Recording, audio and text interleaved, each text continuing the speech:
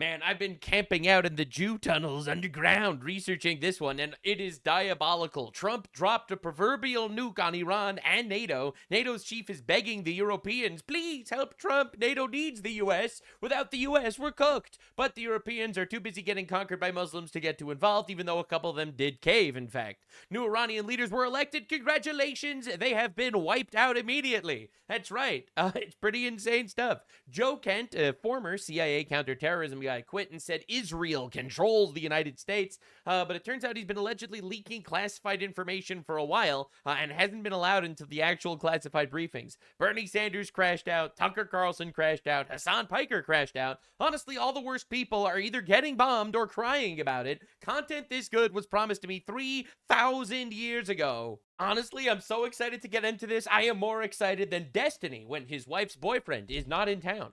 Definitely subscribe because these deep dives are diabolical. There is so much misinformation, such a massive psyop going on, and this blue dude is getting you the news. Lock in, boys and girls. Justin, President Trump dropped a tweet. Remember, for all those absolute fools out there, Iran is considered by everyone to be the #1 state sponsor of terror. We are rapidly putting them out of business. Actually, a lot of people don't know this, but technically, President Donald J. Trump is actually creating jobs, not only in the United States by deporting illegals, but also in Iran, all right? Anyone can be an Ayatollah. There's literally infinite empty positions. You could be an Ayatollah. You could be an Ayatollah. I'll admit the shelf life for Ayatollah is not very good these days, but at least, hey, don't hate the market, hate the game. All right, so Pete HEGSETH dropped this tweet. Hey, I don't know who need to hear this. You know what I'm saying? I see a lot of people be talking shit about America. Hey, if you don't like America, go to another country, bitch. I love this country. I'll protect this bitch. Based and true. No lies detected. I love this country. Hey, I don't know who need to hear this. You know what I'm saying? I'm also going to protect this bitch. All right, that's my analysis too. I'm really glad we're on the same page. A lot of people hate America, which is why they're allying with our enemies in order to destroy it. And we're going to talk about them today a little bit. Don't you worry. So Caroline Leavitt says, spot on. All right, here are the current IRGC leaders resting in pieces. Right, we are taking them apart in very, very rapid time. Leftists are like, can you imagine the response? What would happen if Iran was killing our leaders like this? It's inhumane. I literally saw leftists crying about this, but I don't think they understand something. They can't do this to our leaders. In fact, they tried, but they can't because we are superior. We are better. We are stronger. We are cooler, and God likes us more. So therefore, unfortunately for these guys, they can't do the thing that they were literally trying to do for the last 47 years, but we can, which is why we did. Leftists will use everything in their power to destroy you, all right? Unconstitutionally, if they can, all right? But oh no, are you not fighting terrorists in an honorable, fair fight duel? Yeah, all right, classic. Unbelievable stuff. It's honestly insane. So this is what Donald Trump had to say. Frankly, as somebody said, they could leave today, and it would take 10 years to rebuild the damage that's been done. But I think we have to make it a little bit more permanent because no other president has to go through this, and we shouldn't have any other president. To be fair, what other president would? We see literally the backlash Trump is getting for this, honestly, from some of the most retarded places of all time.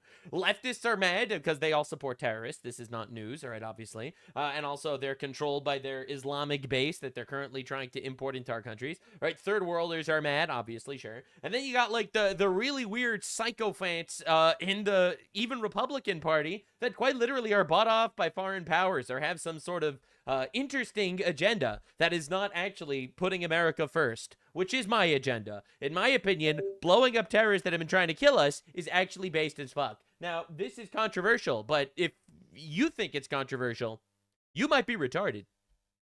You might be retarded. President having to go through this kind of a thing.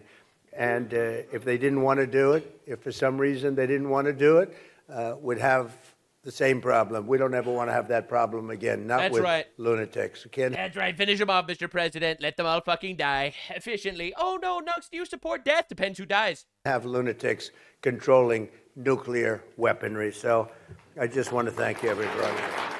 Quite literally the most obvious and based opinion of all time. All right, let's fucking kill them before they kill us. I know. It's a controversial take these days.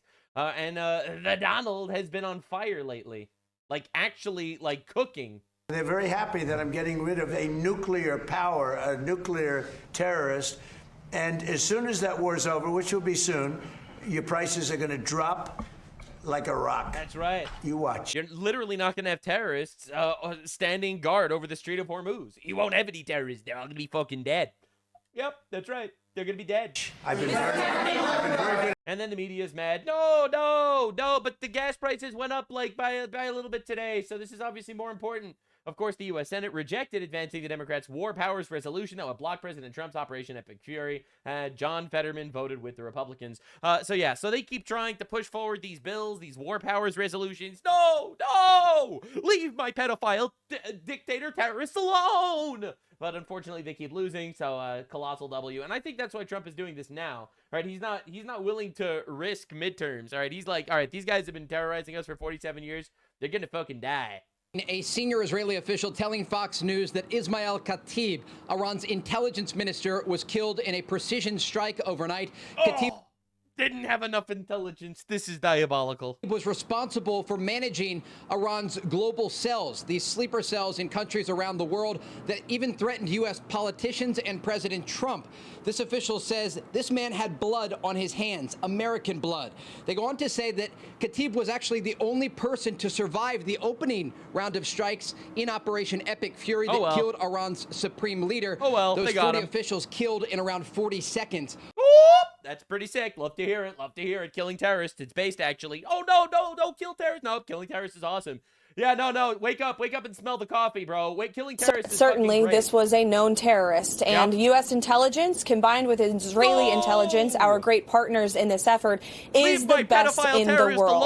And, of course, this man is no longer with us here on Earth. And that's a good thing for the United States. And it's a good thing for the American people who have long been threatened by this rogue terrorist regime. And he's dead. We're now on day 18 of this operation, and some updated numbers for you from CENTCOM this morning. We've now actually struck more than 7,800 targets. More than 120 Iranian naval ships are at the bottom of the ocean, have been sunk by our great military. You know how many of them struck us? Zero. No, we didn't lose any ships. We didn't lose any ships. Thank God. And these guys are dying like flies. And it's pretty great. It's pretty awesome. No, leave pedophile terrorists alone. Nope, he's dead. He directly targeted Trump. He helped shut down the internet. He instituted spying. He had American blood on his hands, and he's dead. He fucked around. He found out. He's dead. Yes, and we're all happy about it. And by all, I mean normal people that actually like America and have decent values. Normal, decent people are really happy he's dead.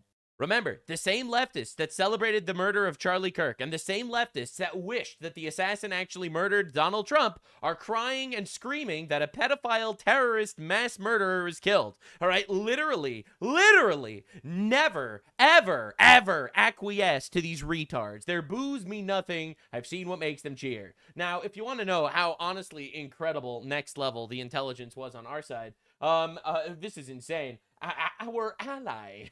Israel, this is fucking insanity. 4 IRGC commanders in Lebanon tried to hide, all right? So they fled Iran to Lebanon, all right? They tried to hide. They booked 15 hotel rooms under false names and only used one room for all 4 of them. They disabled all of the hotel security cameras. All 4 were killed in a single missile to the room, and no hotel guest was harmed. This is fucking insanity, bro. Like we are cleaning shit out of these people's toilets very effectively. This is diabolical, honestly. I've said it before and I'll say it again. We really don't have a lot of like actually capable allies in the world.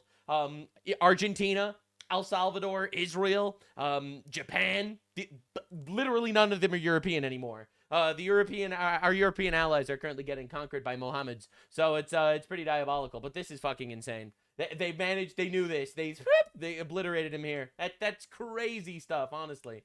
All right. And of course, the third world is really sad. Israel destroyed a large residential building full of people in Beirut a few minutes ago. War crime. And this is the video, as you can see. God damn. Whole building gone.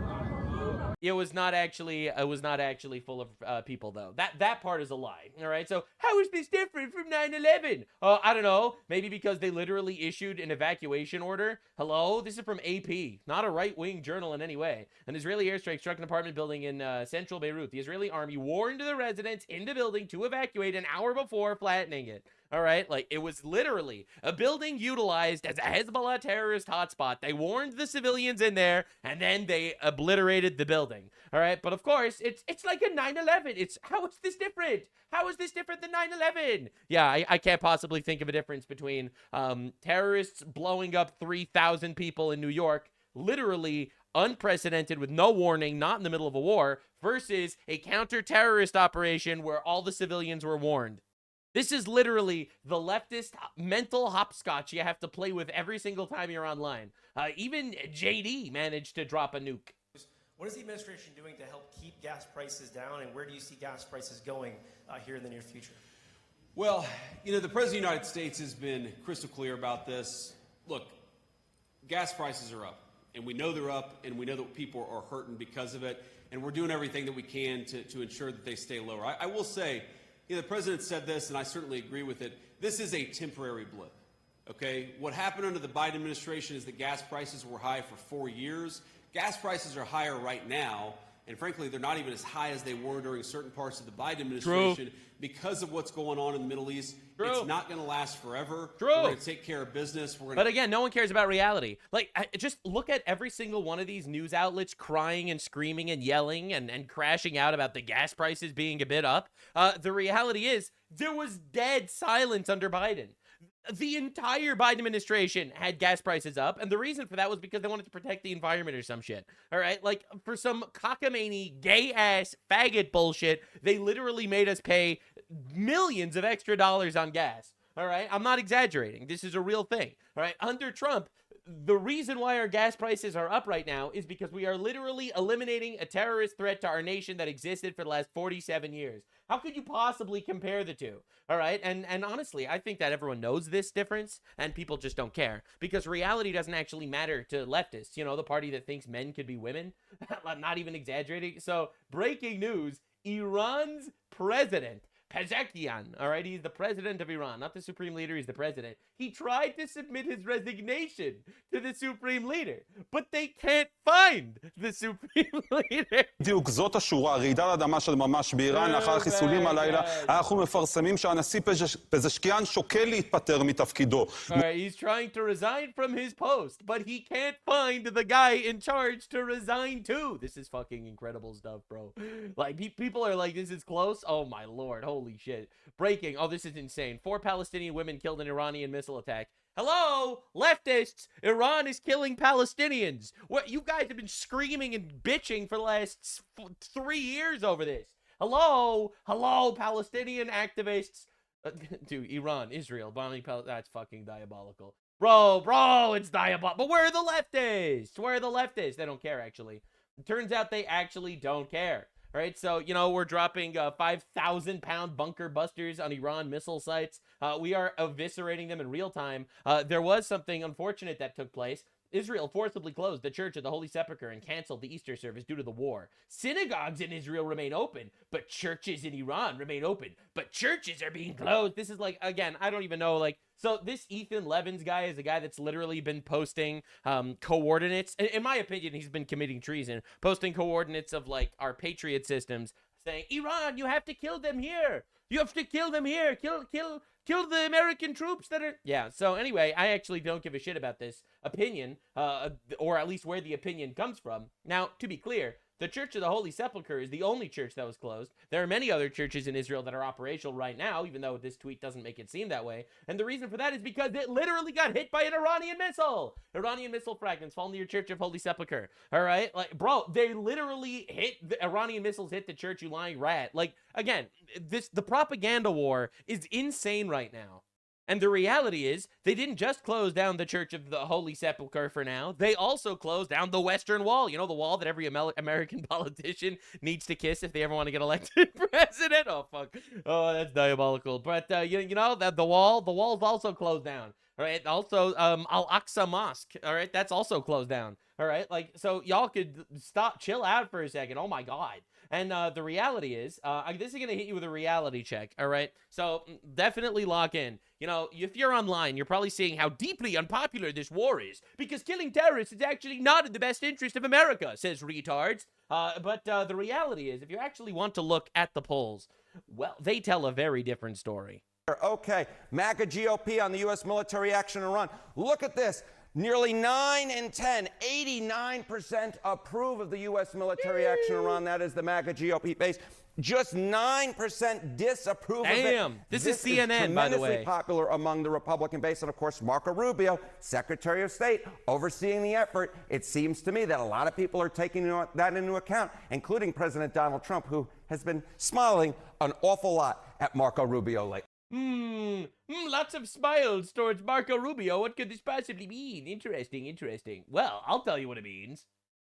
Just take a look here. Okay, own party approval of Secretary of State about at this point in the presidency. Look at this. Marco Rubio at 81% among Republicans at this point, significantly higher than Tony Blinken was, of course, who was Joe Biden's Secretary of State at this point in the Joe Biden presidency. He was only at 73%. So I think Donald Trump is also looking at these numbers, seeing, hey, this is a popular guy amongst the Republican base, and the actions he's overseeing are also quite popular. Maybe he's someone I might want to get behind for 2028. How is Secretary of State as a job? Honestly, just take a look here. Okay, own party approval. Because it really does look like there's a really good shot Rubio is going to be the next president of the United States. Now, they did another poll, and this poll broke the internet, all right? This poll absolutely destroyed the internet. Everyone's talking about it. Yeah, you know, sometimes you look at the polling data and there are numbers that just jump off the screen at you, and this is one of those. Because just take a look here. MAGA GOP view of Trump. Approve 100%. This is literally on CNN, okay? This is not AI. When I first saw this, I thought it was AI. I'm not going to lie. I double and triple and quadruple checked this. This is real. 100%. If you are a member of MAGA and the GOP, you approve of Donald John Trump. 0% say that they disapprove. You don't have to be a mathematical genius to know you can't go higher than 100%. He is the 1972 Miami Dolphins. Yeah, you know, sometimes... So that's insane, actually. So when that stat came out, everyone was talking about it. CNN, MAGA GOP view of Trump 100%. That is crazy, actually. Like, that is actually insane. That's a little bit diabolical, I'm not going to lie. It turns out killing terrorists and doing the things that you promised for the most part is actually pretty popular. Who knew? Now, we got to talk about Joe Kent. Joe Kent has all the headlines lately, and I did an unbelievable deep dive on this guy. I've dug up so much shit, I should open up a shit store to sell it. And I'm sure I will find enough buyers for the amount of good quality shit I've shat to actually destroy this fucker. All right, so Joe Kent made this statement. All right, at first he says, you know, after much reflection, I decided to resign from my position as director of National Counterterrorism Center effective today. All right, so he was the director of counterterrorism. Realistically, not been doing a very good job. Not trying to be controversial or anything. I don't know if you've been aware, there's been a lot of terrorism in the United States. All right, there have been 5 Islamic terrorist attacks this month, literally. All right, bombs in New York, a bomb in Michigan, shooting in Austin, Texas, a shooting in Virginia. There have been 5 Islamic terrorist attacks, and that's aside from the Antifa riots, which are still not done. All right, so I hate to be that guy, but this motherfucker could have done a better job. Anyway, I cannot in good conscience support the ongoing war in Iran. Iran posed no imminent threat to our nation. It is clear that we started this war due to pressure from Israel and its powerful American lobby. It's been an honor serving under Trump and Gabbard, leading the professionals at NCTC. May God bless America. We're going to be looking at Gabbard in just a minute. She did an entire congressional testimony over this stuff. But let's look at his statement, because when I say this is what everyone's talking about, I mean this is what everyone's talking about. 100 million views, almost 1 million likes. All right, this is a massive story. President Trump, after much reflection, I've decided to resign from my position of director of National Counterterrorism Center effective today. I cannot in good conscience support the ongoing war in Iran. Iran posed no imminent threat to our nation, and it's clear that it was started due to pressure from Israel and its powerful American lobby. Now, to be clear, Donald Trump said the opposite. Trump said that we forced Israel's hand, not that Israel forced our hand. In fact, the opposite, we forced Israel's hand. That's a direct quote from Donald Trump. All right, but so anyway, he is obviously disagreeing with that statement. And he seems like he's a pretty professional guy, so we should hear what he has to say. I support the values and foreign policies you campaigned on in 2016, 2020, 2024, which you enacted in your first term until June of 2025. You understood that wars in the Middle East were a trap that robbed America of its precious lives of our patriots and depleted the wealth and prosperity of our nation. In your first administration, you understood that better than any modern president, how to decisively apply military power without getting drawn into never-ending wars. Excuse me, is this a never-ending war? Excuse me, is this war with Iran never-ending? Wake me when it never ends, all right? I don't know. This doesn't look like it. We still don't have a single American soldier on the ground in Iran.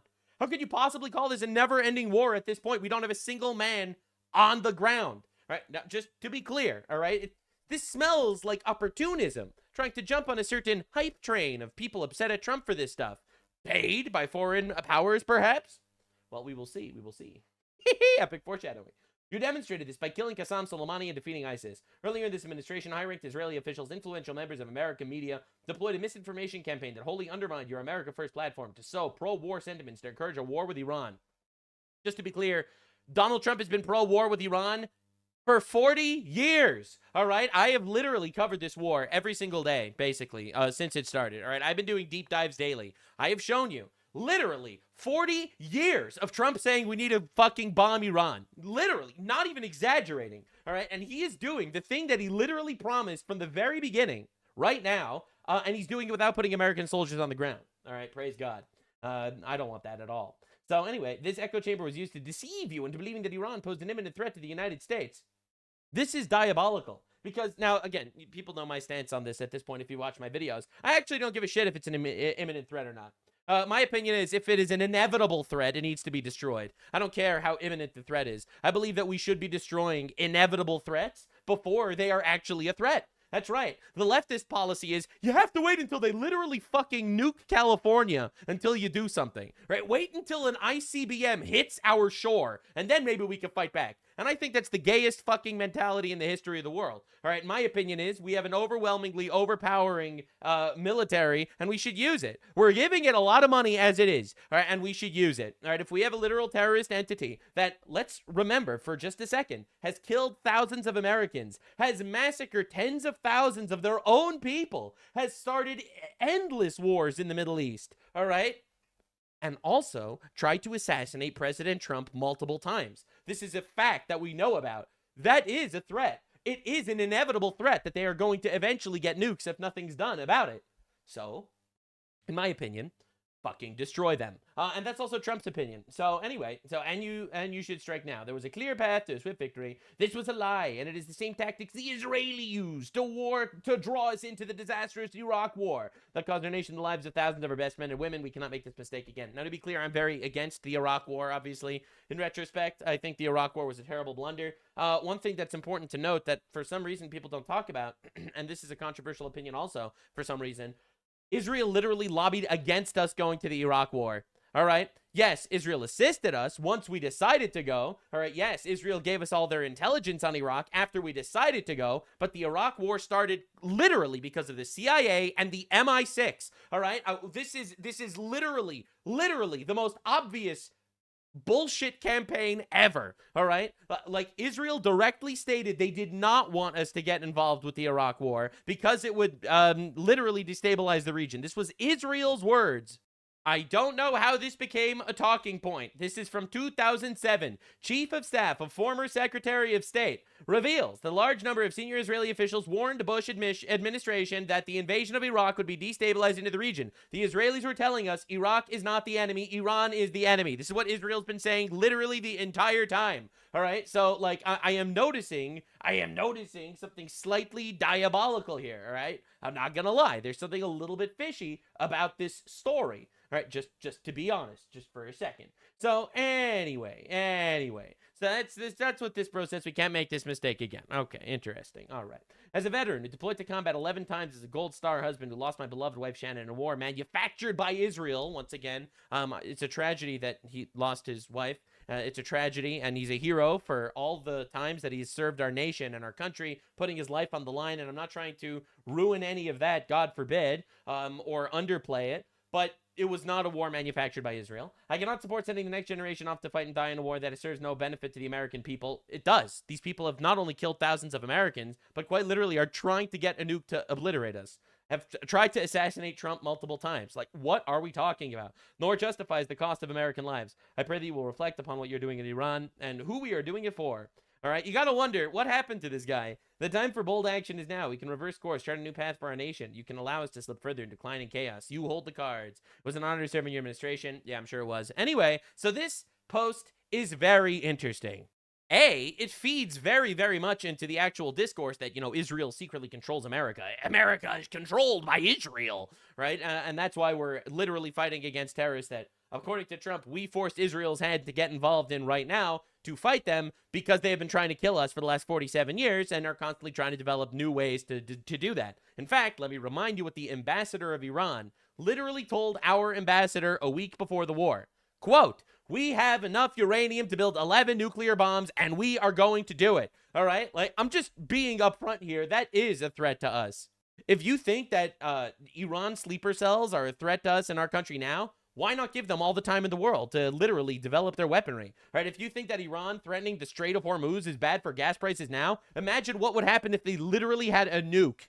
So anyway, this tweet's very interesting for multiple reasons, and we will get into it. First, immediately after this post goes out, Joe Kent live at Tucker Carlson.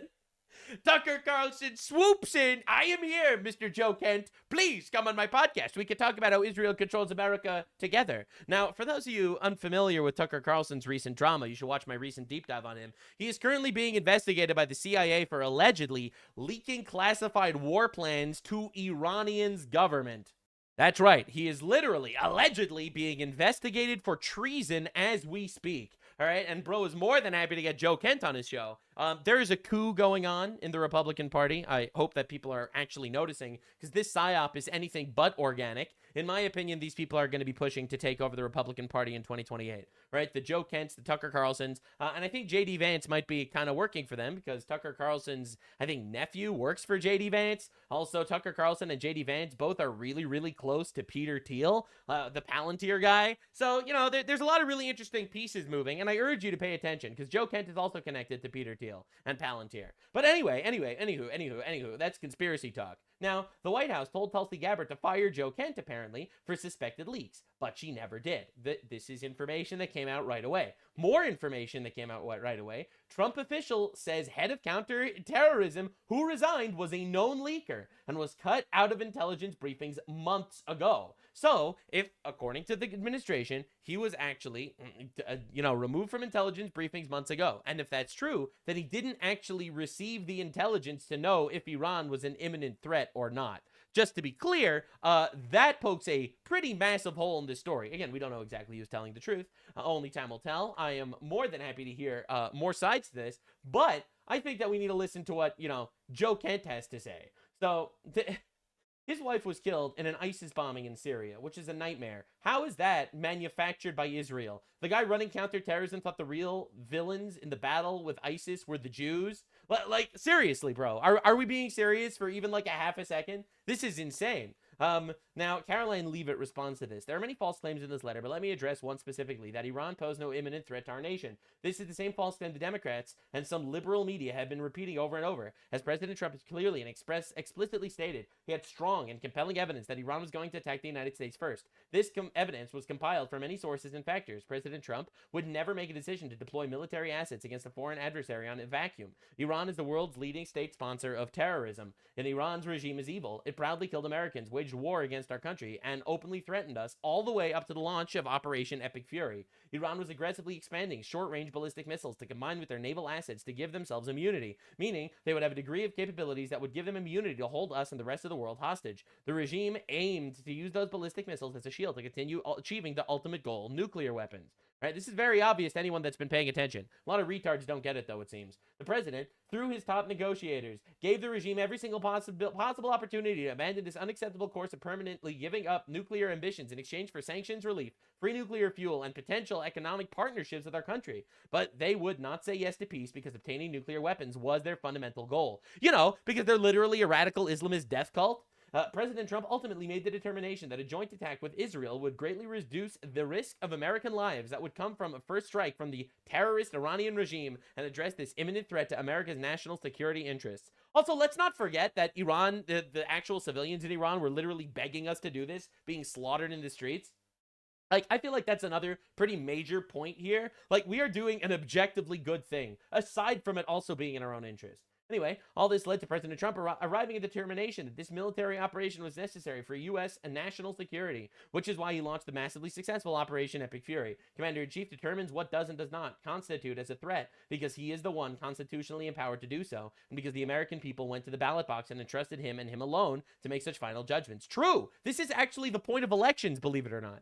And finally, the absurd allegation that President Trump made this decision based on influence of others, even foreign countries, is both insulting and laughable. President Trump has been remarkably consistent and said for decades that Iran could never possess a nuclear weapon. As someone who has actually witnessed President Trump's decision-making process on a daily basis, I can attest to the fact that he is always looking to do what's best interest of the United States of America, period. America first.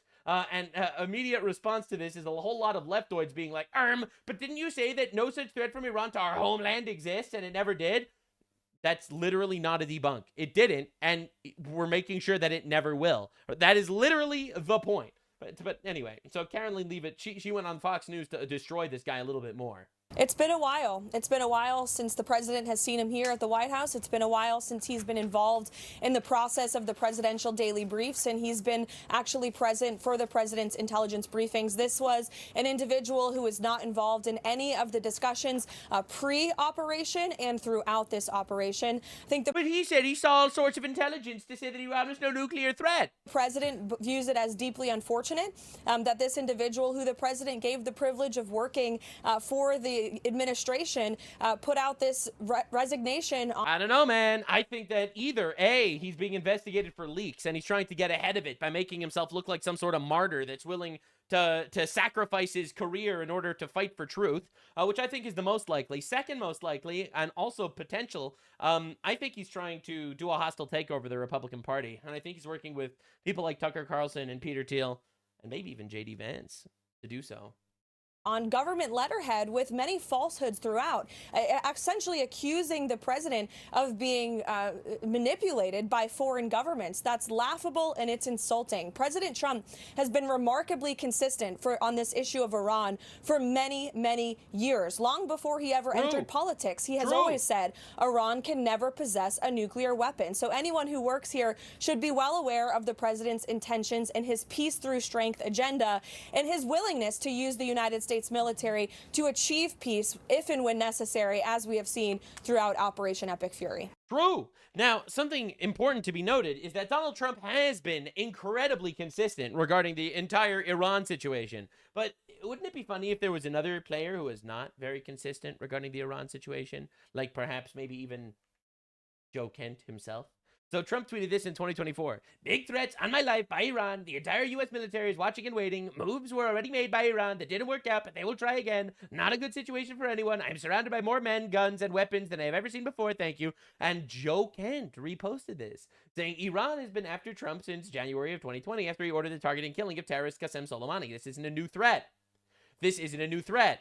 This isn't a new threat. The Secret Service consistently failing to secure Trump is new. We need to figure out why these failures keep happening, implying that Iran intelligence literally has, or Iran influence literally has some sort of stranglehold on our CIA, or that our CIA is not actually operating in the best interest of the president of the United States. Right? That is what he's saying. And now here he is, part of the counterintelligence community, literally saying that Iran's not a threat. You made this tweet saying that Iran is literally potentially going to kill Donald Trump. What about this tweet from Joe Kent? At Real Donald Trump. This is from 2020. We should not sit down and wait for the next attack. Oh, we shouldn't wait. Wipe Iran's ballistic capability out and get our troops out of Iraq. These are the only targets now. Oh, wow.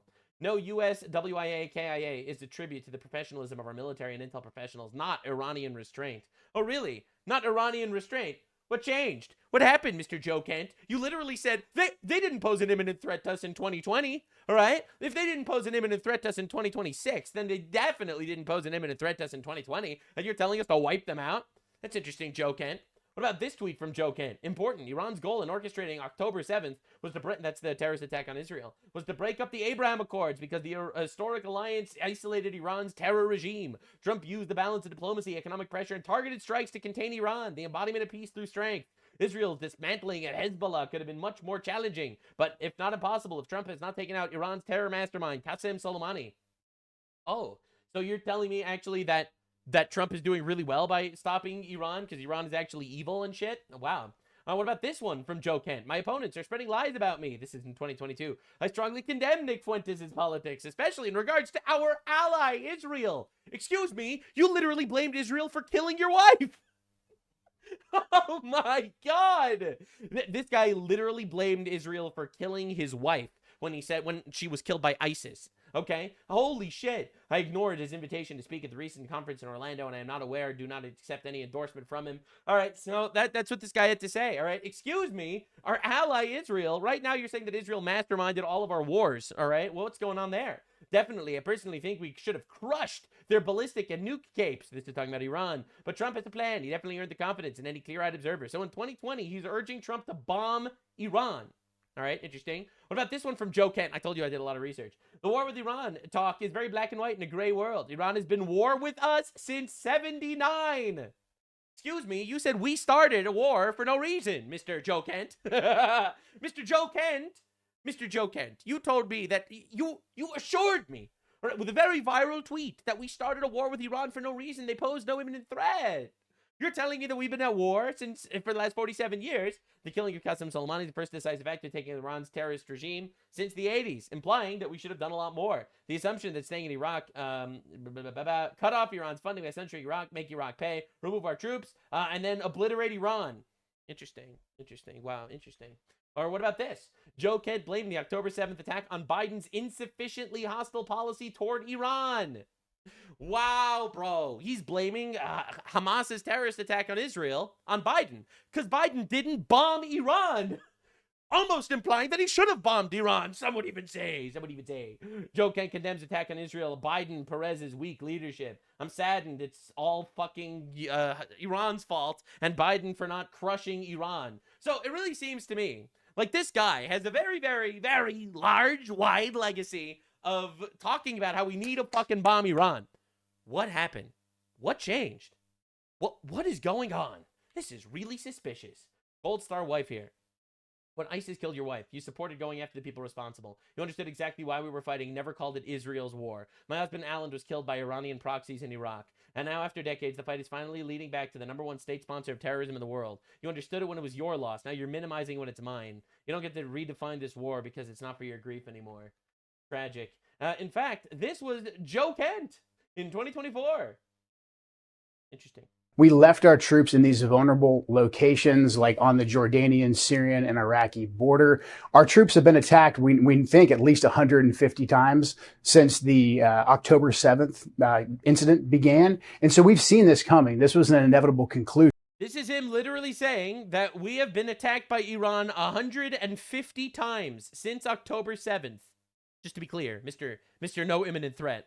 So by leaving our troops in these locations undefended, essentially, we left them there as bait because so many people in Washington, D.C. want to go to war with Iran. There's no other logical conclusion other than the fact that we have left them there as bait to be killed by Iranians at the time and place of their choosing so that we can continue to escalate towards a conflict with Iran and us. Interesting how he's on with Tucker Carlson at this point. All right, so this is in 2024. This is a lot more recent. After an Iranian-backed militia killed 3 American soldiers at the coalition base in Jordan, Joe Kent blames U.S. government for baiting Iran. Kent claims that the U.S. government was leaving troops in areas across the Middle East hoping they would be killed to justify a war.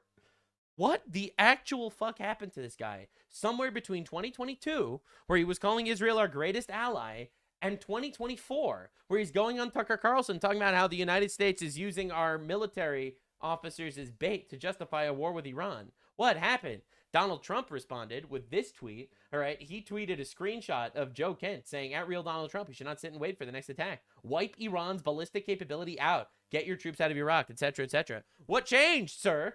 What changed, Joe Kent? What's going on? What happened? I think this guy was always in the current administration as a double agent. A double agent for what? I don't know, but that is my opinion. And this is what Trump had to say about Joe Kent. Well, I read his statement. I always thought he was a nice guy, but I always thought he was weak on security, very weak on security. I didn't know him well, but I thought he seemed like a pretty nice guy. But when I read his statement, I realized that it's a good thing that he's out, because he said that Iran was not a threat. Iran was a threat. Every country realized what a threat Iran was. The question is whether or not they wanted to do something. Even the guy in charge of NATO right now is begging the European allies to help us with Iran, by the way. All right, everyone knows Iran's a threat. All right, it is laughable. And especially coming from a guy with a whole history of telling Trump to attack them. About it. And many people, many of the greatest military scholars are saying for years that president should have taken out Iran because they wanted a nuclear weapon. They were, if we didn't do the attack, or if, I'll go a step further, if I didn't terminate the Iran nuclear deal given to us, one of the worst deals ever made by Barack Hussein Obama. Remember when they sent Boeing 757s over there, loaded with cash? Hundreds of millions of dollars. You would have been very happy. This was a wonderful, they said hundreds of millions. People forget that. Does anybody remember? Yep. Right? You remember. I covered it. The fake news media didn't cover it, but this blue retard did. You should definitely subscribe if you want actual clarity. Or, you know, a little bit of retardation on your timeline. I don't actually care if you disagree with me. My opinions are my own. You have every right to be here or not. I just have a very, very rare opinion. We should not actually give hundreds of billions of dollars to terrorists that want to use them to build nukes to kill us. We should fucking kill them very efficiently and swiftly. Hundreds of millions of dollars in a Boeing 757. I think there are two of them loaded. They took the seats out and they put cash. And it was so much that there wasn't a bank in Virginia, Maryland, or D.C. that had any money left. They stripped them of all their money, put it into place, sent it to Iran, almost as ransom.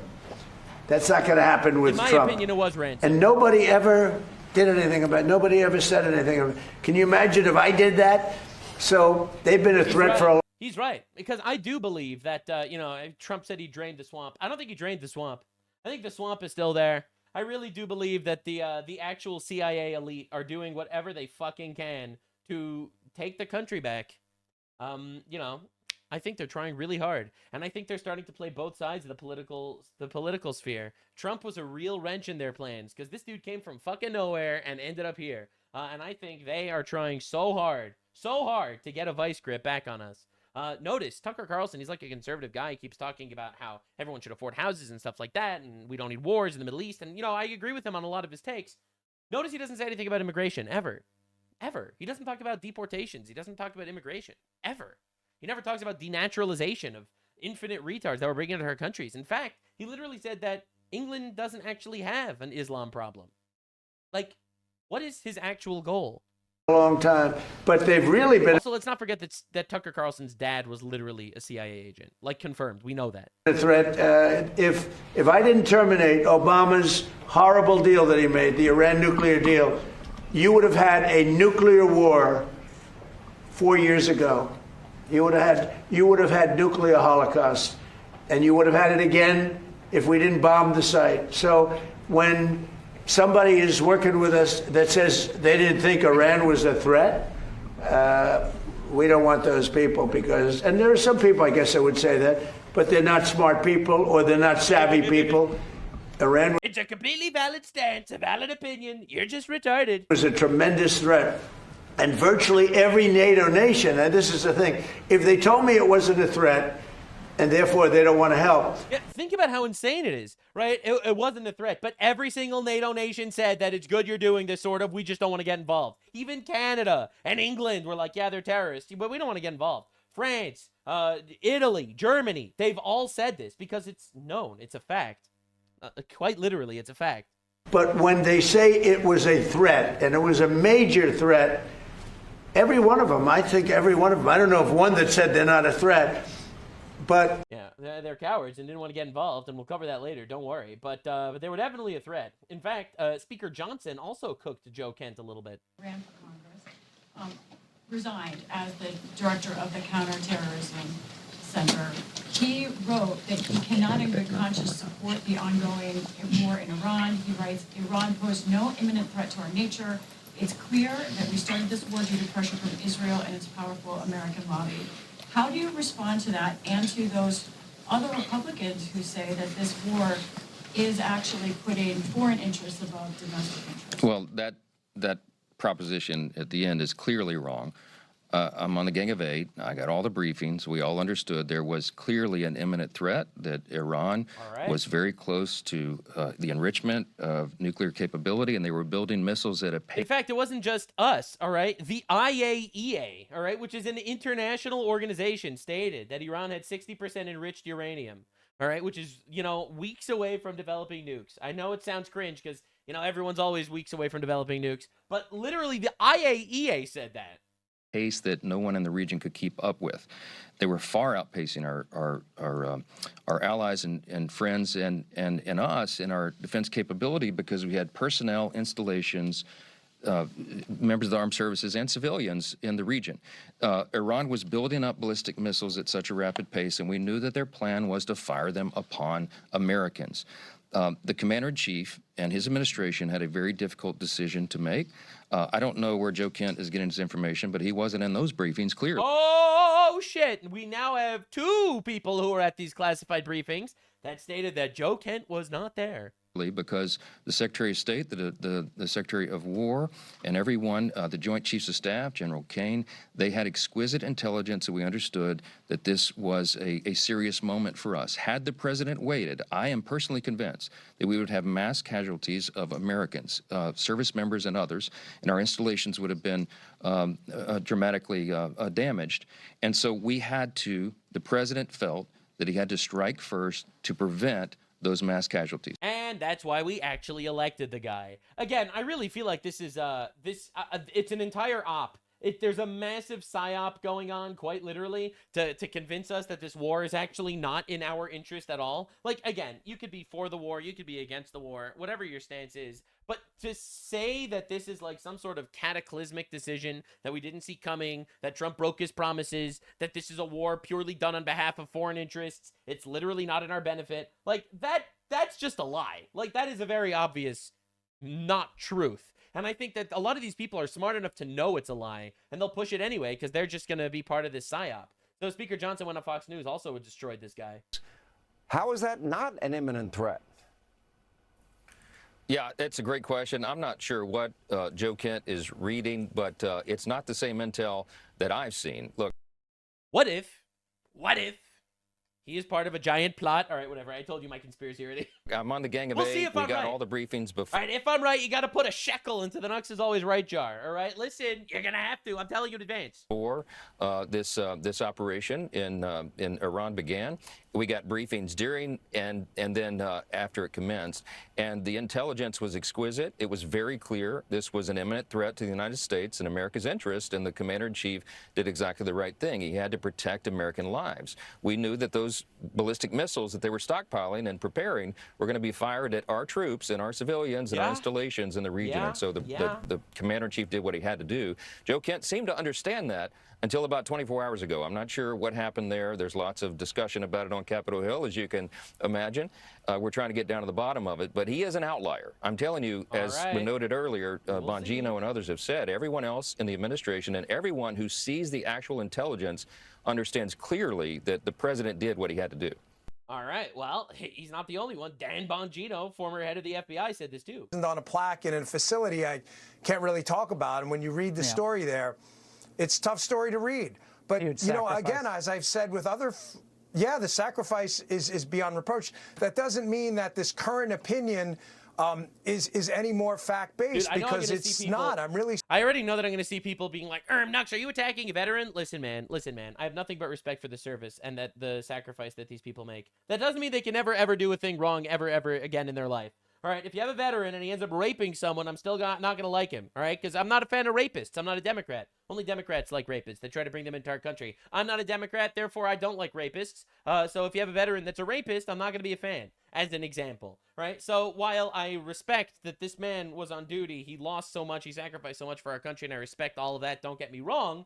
If he's committing treason now, he needs to go to jail or worse. Sorry, Laura. I mean, I read probably a lot more intelligence than he did, because they don't have a law enforcement function, the National Counterterrorism Center. They're an analytical clearinghouse. They're valuable. However, I've had access to just about everything. And how you could come to the conclusion that the Israelis did it and there was no imminent threat here? Really? What about the anti-ship ballistic missiles, the drone program, 440 kilograms of 60% enriched nuclear material? Their constant death to America chance. I mean, you know, that's called evidence. They also tried to assassinate Trump twice. Like, hello? In some limited circles, we call that, you know, a clue. I mean, I don't know at what point you thought this wasn't an imminent threat after you've read. I don't think he actually thinks this, though. All right, all these people are really treating him in good faith, but that's why you have me, a very, very skeptical, slightly sarcastic asshole, that I personally think that this guy is running an op on us. He is running as part of this counter-MAGA psyop. Him and Tucker Carlson, I think their allegiances are not with us. A lot of the stuff I read. And by the way, that's just the open source stuff we can talk about on the air. I promise you, the president, I promise you, has a bevy of material that if he could do the Men in Black thing and erase your mind tomorrow, if he told you right now, you would come to the imminent threat conclusion in a snap. Well, a senior U.S. Yeah, that's pretty wild. It's pretty diabolical. Anyway, Asmongold even, and Asmongold's like no like big fan of Israel or anything. Asmongold's been saying this too. I don't get it, man. It drives me crazy to see this. So anyway, I think obviously, I think he's totally wrong about this. I think that this goes against everything that he had said literally for years following this. Yep. And I think that it makes no sense that you want to get rid of, you think Iran's trying to make a nuclear weapon. You think Hamas are terrorists. You think that they would commit a genocide if they could. You think that, you know, Islam. I mean, to be fair, they literally stated their plan is to kill all the Jews and all the Christians and bring the entire world under Islam. And then they did October 7th, and now they're mostly dead. Islamism is a threat to Western civilization. You think all this stuff, but you know who else was saying that in 2021? Pay attention. All right, listen, man. I'm going to bring you into the Nuxanor conspiracy realm. Welcome to the Nuxanor tent, where dreams come true.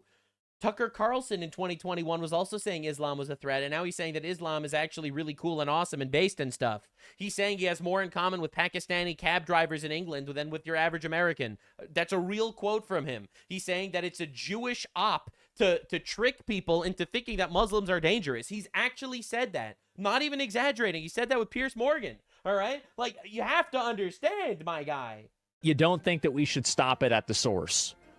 That's really confusing to me. Yeah, it just doesn't add up. That's extremely fucking It confusing. seems like there's some sort of operation going on, whether it's from a foreign power. I mean, we know that Tucker Carlson has connections with Russia and potentially Iran. I mean, he was literally texting with the Iranian regime right before the war started. He admitted it.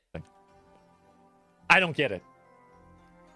I don't get it either, unless the conspiracies are true. But hey, I'm just blue cartoon retarded Alex Jones over here with my conspiracies. But you're going to see. I'll be proven right. All right, hopefully before it's too late. Now, breaking news, the FBI has released an investigation. This actually came out a little bit later, which is why I'm doing all this chronologically. The FBI came out with an investigation that Joe Kent might have been committing treason. A moment ago, sources are saying that Joe Kent, the former director of the United States National Counterterror Center, this is from Semaphore, he just resigned. He's now under FBI investigation for allegedly leaking classified information. Oh, my. Do we know someone else that is under investigation by the CIA for leaking classified information? A certain Tucker Carlson. And the investigation predates his departure. Over. It's over. So let's get this straight. There's this guy. They think he's leaking. They're starting to investigate that he's leaking. What does he do? He literally flips out, goes online, gets a super viral story, immediately goes on Tucker Carlson, which I'll show you in a minute, has this gigantic crash out, literally contradicts all of his positions for like the last decade, all right? And all of a sudden, we realize that, wait a second, this guy might have been committing treason. Congressman, your reaction to that tonight. Wow. Well, there's a lot there, and I think that we need to let this investigation play out, but we shouldn't tolerate any leakers in the administration, particularly regarding classified national security interests and information. So we'll let this play out and see where it goes, but if he was leaking, he ought to be held accountable just like anybody else would Absolutely. Well, 5 minutes ago, he seemed to think that Iran was a big threat, and then suddenly that threat went away. It was very odd. Very odd indeed. All right, we got so much going on. I'm really excited. Bro, I feel like if you don't watch the Nuxanor channel and you're just too lazy to actually do this research yourself, You probably are just like, you probably just don't even realize the fucking shit that's going on in the world. I don't know, man. Maybe I'm patting myself in the back too much, but I've been doing so much research for all this. I've been hiding in the Jew tunnels. It's insane. Explosive. Shelby Tackett reports 4 sources confirm former U.S. counterterrorism chief Joe Kent under FBI investigation for leaking. The investigation apparently predates the sudden resignation yesterday, which implies something is going on. Now, of course, Candace Owens, who hates our country, decided to show up. Joe Kent is an American hero, patriot, and veteran. That's right. Joe Kent was trying to stop the Sumerian time-traveling Egyptian planes from assassinating Charlie Kirk. Trump is a shameful president. May American troops take his lead and look into the conscientious objection to Bibi's red heifer war. Goyim, stand down. Joe Kent, these are your people. All right, my dude, Joe Kent, these are your people now. These are who we've allied with. I'm really glad we're all on the same page. Hell yeah. Candace Owens got debunked. Oh, so speaking of Candace Owens, I had to show this to you. So Candace Owens is literally completely bought hook, line, and sinker that Prime Minister Bibi Netanyahu was killed. And she believes this because she saw some AI video coming out of Pakistan. All right, so this is her talking about how Bibi Netanyahu is actually dead. And then immediately got debunked herself live on air. They ain't going to do that. We're wiping them out. I love it. Thank you, Mr. Prime Minister. Good to see you. Thank you, Mike. Thanks. Take care. They ain't gonna do that. Like Prime Minister Netanyahu said the word ain't. He said the word ain't. This gotta be AI. He's gotta be AI. He's probably dead. I don't say ain't. That's a unique dialect. I don't say ain't, says the woman who pronounces architecture. All right, dude. Regional. Ain't gonna do that. I don't know why these hyper-produced videos feel very strange to me. You know, you don't really have to prove you're alive. Just be alive. You know, just be alive. Just go to a press conference, do what you used to do. So that's where this is going. This is kind of all this is going on. Skylar said they're like posting more content now. All right, so Skylar is her producer, literally waving her down, be like, no, stop talking, Candace. Stop talking. Where'd you say he was, Skylar? Like at the Air Force Base today, greeting people. I think that's happening while we're live on the show. But I wanted to give you guys a little background on where those rumors are coming from. Yeah, right. Oh, and there he is literally on a live stream. Oh, okay. That's awkward. Yeah. People think that they've killed Bibi or that Bibi was killed and that they're using stunt doubles and AI. They're now doing a lot to show that he is alive. So there's the background of that, guys. I was just covering the background. She literally started off talking about how it's super fake videos that they're producing because Bibi Netanyahu was secretly killed. I saw in an AI Pakistani video, and literally gets debunked on air because the guy was literally doing a live stream at the time. This is one of the most diabolical, but like this guy, she's actually retarded. And then she cuts to commercial. We will be right back after a brief break. Operatives on the... Yeah, and then she cuts to commercial break. Incredible stuff. Incredible stuff. So she is on your side, Joe Kent. All right. Anyway, speaking of Joe Kent, and this is pretty incredible stuff. This is what Nick Fuentes. All right, not a big fan of Israel. All right, this is what Nick Fuentes had to say about Bibi Netanyahu being dead. All porn is gay, in a way, when you really think about it. So how about that? Marcos 321 cents $20. Man, I genuinely can believe people actually believe the whole Netanyahu is dead thing. Loads of people I know talking about him being dead and using AI to cover up. Man, Goyim are not people. Crying face emoji. They're not. Dude, the Goyim are not okay. You just, honestly, when it comes to the Goyim in your life, you just got to be patient with them. Oh my God, bro. For the Goy in your life, you just need to give them a lot of patience. That's Agent Shlomo Fuentes, Mossad agent extraordinaire. Patience and room to grow. And you just have to be kind to them. Be kind to the Goyim in your life. Yeah, so anyway, so that's him. All right. In fact, this is him talking about Joe Kent a while ago. All right. I'm really glad I was able to pull up an old Nick Fuentes clip. Now, Nick Fuentes hates that this war is going on. He, in fact, wants Iran to get nukes. He literally directly stated he wants Iran to get nukes. He thinks it would be better for us if Iran got nukes and won this war against us, which is the most anti-American piece of shit thing I've ever heard in my entire life. But this is what he had to say about Joe Kent. But what's really interesting is that later in 2024, Donald Trump nominated Joe Kent for a counterterrorism position. And what he said about Joe Kent is that he is a CIA officer. Not only was Joe Kent a Green Beret and a mercenary. So Tucker Carlson's dad was in the CIA. He probably is too. Joe Kent was a CIA officer. Interesting. A contractor, as Tucker described him in his show with Candace this afternoon. Donald Trump blew the whistle on him. He was a CIA officer the entire time. So let's back this up and let's sum up the whole thing. A CIA officer, that was not public information until Donald Trump tweeted it last year after he won the election. Joe Kent, who was a secret CIA officer the entire time, got $1 million from Peter Thiel. He consulted with Ryan Girdusky. He runs for office in Washington State. Initially, I try to support him. I get disavowed for no good reason because I'm critical of Israel. I make him lose to make an example out of him. Tucker Carlson's friend, Max Blumenthal, the son of Bill and Hillary Clinton's hatchet man, writes a three-part hit piece about me. Oh my. With no mention of any of this, accusing me of being a Fed. Then that article is conspicuously promoted by an under-the-table, unofficial ad broker. You get the point that I'm trying to make. All right, just to understand what's going on. So this guy, and he's no fan of the Iran war, just to understand. Survive. I'm rooting for Iran to survive. I'm rooting for Trump to walk away. I'm rooting for deterrence to be reestablished. This is not a war, ironically, that we want to win. Yeah, so again, that's some traitor shit in my opinion, but that is not the point. That is actually not the point at all. What I am saying is, so this dude who very against this war thinks that Trump is a traitor for doing the thing that he literally promised the entire time. He thinks that Joe Kent is quite literally an actual traitor, a CIA spy that's been running an op for years with Tucker Carlson and Peter Thiel. Now, this guy did a show with Tucker Carlson. But let me first show you exactly what he stated 3 months before the show. This was him on someone else's show. Whose show was he on? On Sean Ryan, literally 3 months ago. They're still registering for the draft, aren't they? Like that's the logical conclusion to the direction that we're heading in right now, unless we make some serious changes. I mean, I've already heard rumors that Fifth Group is going to be sending guys to Iraq because of the escalated situation with Iran now. Yeah. I mean, most Americans aren't aware of it. Our troops in Iraq and Syria have been attacked 150 plus times by Iranian proxies. And Oh, really?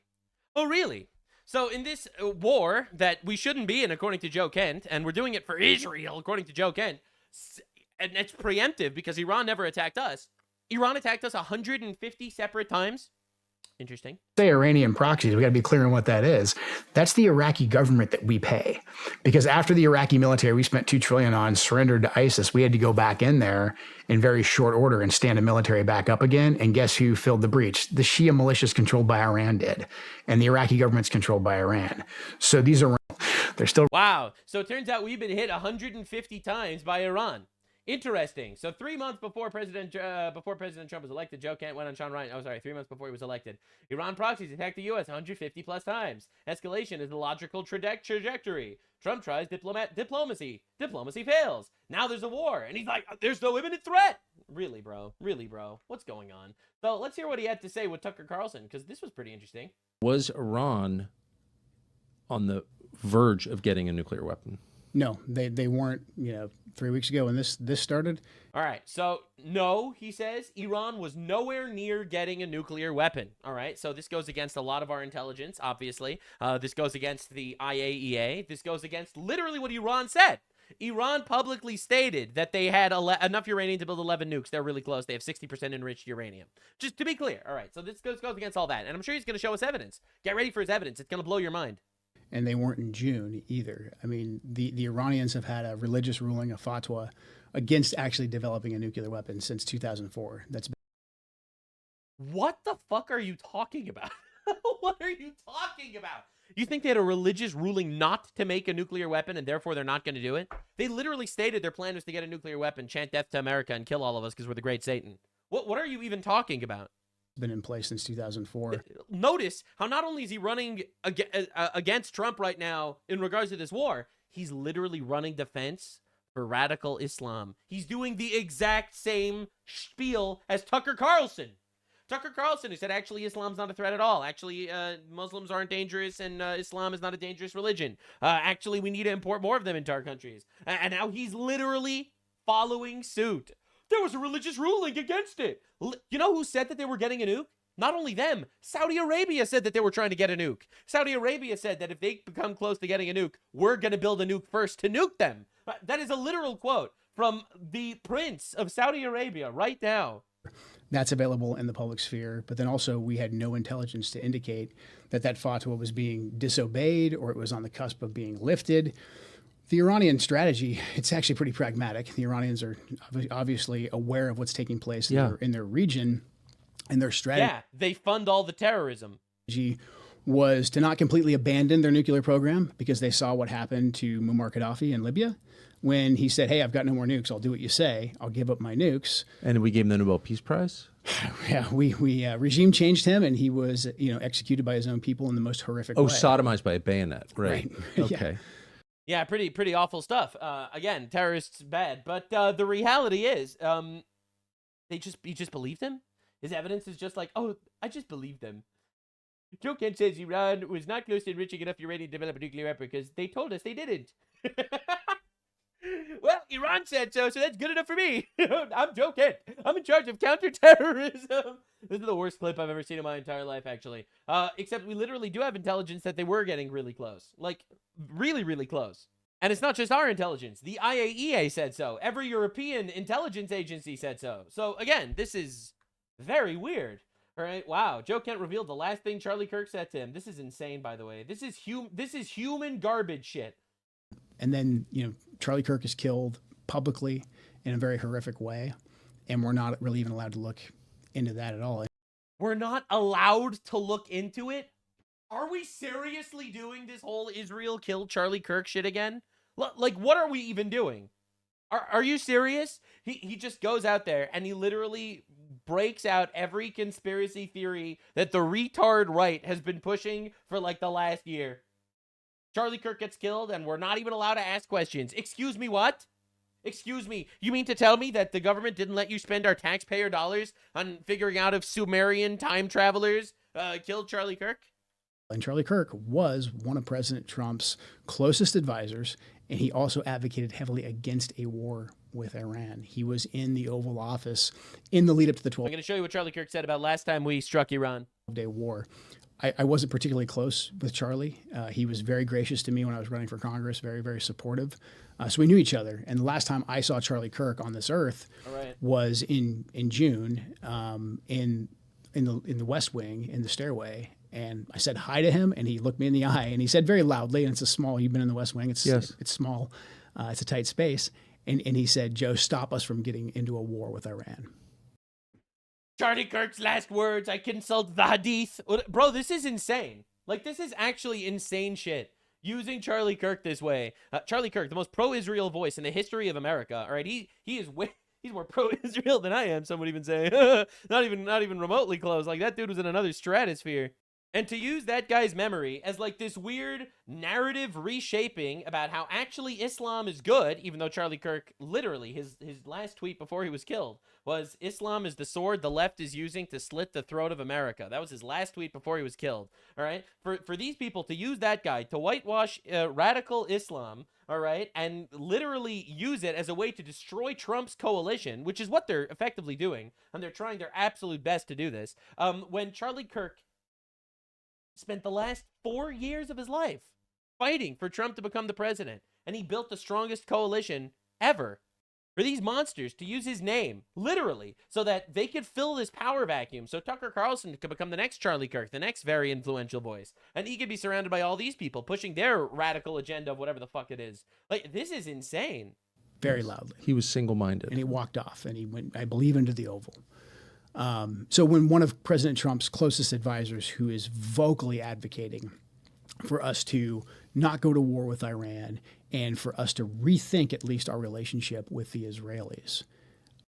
Charlie Kirk was the most pro-Israel guy I've ever heard in America, aside from Ben Shapiro, but he might be an asset on the other side. Who knows? All right, but aside from him, all right, Charlie Kirk's the most pro-Israel voice, I think, in the country. He was.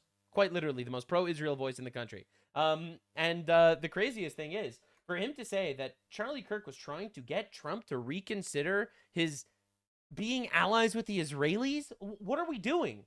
What are we doing to this man's legacy? And then he's suddenly publicly assassinated, and we're not allowed to ask any questions about. What does that even mean? We're not allowed to ask questions. He is literally heavily implying Israel killed Charlie Kirk. That's what he's doing now, which is the most bullshit, stupid, dumb fuck conspiracy of all time. All right. Hey, notice how he doesn't give us literally any information here at all. About that, it's a data point. It's a data point that we need to look into. What do you mean when you say we're not allowed to ask any questions about that? We've been told that this individual, Robinson, is a lone gunman, and maybe he is. But the investigation that I was a part of, the National Counterterrorism Center was a part of, we were stopped from continuing to investigate. And the FBI will say that they stopped that because they wanted to have turn everything over to the Utah state authorities. Everything's going to trial. It's very, very sensitive. But there was still a lot for us to look into that I Like can't what? really get into. Egyptian planes and Sumerian time travelers? But there was still linkage for us to investigate that we needed to run down. And I'm not making any conclusions. I'm not saying Yes, you are. You're absolutely making conclusions. You're talking in this vague bullshit so that people could get exactly what you're trying to say out of this. I don't think you are. Because of this happened. I'm not saying that at all. I'm just saying there's unanswered questions. We know the pressure because of the text messages that have been made public. The text message that a donor decided to stop paying him? Holy shit. A donor stopped paying Charlie Kirk. He must have changed his entire worldview that he spent the last 10 years advocating for. These people are actually fucking evil. It's insane.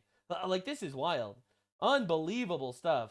Okay, I ain't reading all that. But you get what I'm trying to say. Like, this is insanity. All right? One of Trump's closest advisors advocating us, and then he killed, oh my God, the communists. This is literally a communist. Literally a communist account being like, whoa, Joe Kent and Tucker Carlson are onto something. Do you see exactly who they're allying with here? All right, Sneeko says, it has been blatantly obvious from day one that Israel killed Charlie Kirk. Holy shit, these people are retarded. These people are actually fucking retarded. It is insane how retarded they are. Charlie Kirk. This is what Charlie Kirk said on the night that the U.S. bombed Iran last June. All right, let's see what he said then. Let's infer what he actually would have said instead of what a couple of retards, evil bastards are trying to reshape his words into. And you might say, Charlie, do you support or oppose this? I support President Trump. That's my answer. I know the man. He's the commander-in-chief. He's the man for the hour, and he's had the weight of the world on his shoulders. So in a situation like this, I support my friend, and he's had my back and I have his. That's my perspective. By the way, I also look at this and I say, and I understand the arguments of people that, oh, don't intervene and all that. I get it. But boy, have we not exhausted so many diplomatic channels and options. Here is Netanyahu, 261, praising and congratulating President Trump. Anyway, you get the idea. That was his stance then, and I have a feeling that would be his stance now. I don't want to put words in his mouth because, unfortunately, it was taken from us way too soon. And I've seen so many unbelievably diabolical figures try to, I don't know, usurp the power vacuum that Charlie Kirk left. If you look at the people that gained most from Charlie Kirk's assassination, it most certainly was not Israel, but it was most certainly people like Candace Owens and Tucker Carlson. Now, I'm not saying they assassinated him. In fact, I don't believe they did. I just think they were incredibly opportunistic vultures that felt like this was their moment to strike. Charlie Kirk was vehemently pro-Israel his entire life, whether you agree with him or not. But this is absolutely demonic shit that I'm seeing constantly, bringing up this poor man who died fighting for what he believed in for this shit. Meanwhile, this is the CIA director, John Ratcliffe, confirming that Iran did pose a threat to America. If left unimpeded, yes, Senator, they would have the ability to range missiles to the continental U.S. It's one of the reasons why degrading Iran's missile production capabilities that is taking place right now in Operation Epic Fury is so important to our national security. Yeah, unbelievable, insane shit that this Joe Kent guy decided to show up. Now, again, this is the craziest thing I've ever seen. So Joe Kent, the reason why I'm showing you Nick Fuentes clips is because Nick Fuentes is super anti-Trump. He's pro-Iran. He's anti-Trump. He's anti-Israel. He's pro-Iran. And this is him, this guy, calling out the Tucker Carlson cronies. Do you know, by the way, that Tucker consults Peter Thiel with every major life decision he makes? Peter Thiel, the owner of Palantir. Someone should ask Tucker about that. The next podcast that he's on, somebody should ask Tucker, what is your relationship with Peter Thiel? Because according to my sources, Tucker consults Peter Thiel on every major life decision. They're far closer than he lets on. They're far better of friends than... So it turns out both Joe Kent and Tucker Carlson are really close buddies with Peter Thiel and Palantir. Interesting. This is what Tulsi Gabbard had to say. Donald Trump is overwhelmingly elected by the American people to be the president and the commander-in-chief. As our commander-in-chief, he is responsible for determining what is and not an imminent threat, and whether or not to take action he deems necessary to protect the safety and the security of our troops, the American people, and our country. The Office of Director of National Intelligence is responsible for helping coordinate and integrate all the intelligence to provide the president and commander-in-chief with the best information available to inform his decisions. After carefully reviewing all the information before him, President Trump concluded that the terrorist Islamist regime in Iran posed an imminent threat, and he took action based on that conclusion. Now, she did an entire meeting with Congress, right? Congress was grilling her, and it was an entire 20-something minute long deposition that she basically gave, a little speech. Maybe we'll look at this later, but for now, I have to give you her major hits, her incredible highlights that I think everyone needs to know about. So this is her talking about the rampant spread of Islamists and Sharia law throughout the Western world. And organizations associated with the Muslim Brotherhood poses a fundamental threat to freedom and the foundational principles that underpin Western civilization. Islamist groups and individuals use this ideology for recruiting and financial support for terrorist groups and individuals around the world, and to advance their political objectives of establishing an Islamist caliphate which governs based on Sharia. True. That There is are the increasing plan. examples of this in various European countries, and President Trump's designation of certain Muslim Brotherhood chapters as foreign terrorist organizations is a mechanism to secure Americans against this threat. In response to setbacks to their capabilities of conducting large-scale complex attacks, Islamist terrorist groups have shifted toward focusing on executing information operations to spread propaganda and inspire or enable individuals located in or with access to the West. Can you think of anyone who might perhaps be doing this? Man, I really do a lot of good research for my videos. I decided that my videos are really good. That's right. That's right. U.S. counterterrorism efforts, primarily in Iraq, Somalia, Yemen, and Syria in 2025, were instrumental in removing key terrorist leaders and operatives, degrading the ability of al-Qaeda and ISIS to quickly reconstitute its leadership. Yeah, so again, she mentions directly that this Islamist spreading ideology is a threat to the world, and they are quite literally organizing and funding propaganda. They are literally paying people off and getting people under their thumb. All right, now this is her just mentioning other generic threats. However, the intelligence community assesses that Russia, China, North Korea, Iran, and Pakistan have been researching and developing an array of novel, advanced, or traditional missile delivery systems with nuclear and conventional payloads that put our homeland within range. Just important to note who the enemies are. I'm glad she did this. And I think this is the most insane. In 2025, there were at least 3. Right, because we had multiple Islamist terrorist attacks on our border, right, literally in our homeland. 3 Islamist terrorist attacks in the United States. Law enforcement disrupted at least 15 U.S.-based Islamist terrorist plotters. That's insane! Literally 1% of our population. This is a lot of terrorist attacks coming from one very small community. So weird, so weird, so weird, so weird. Now, I'm gonna hit you with an interesting factoid, all right? This factoid was brought to my attention recently, and I love facts, all right? Numbers are really fun, all right? All right, here's a very fun statistic. Did you know that despite the fact that Christianity is the most common religion in the world, all 20 of the top religious terrorist organizations are Islamic? Isn't that funny? It's probably a coincidence, guys.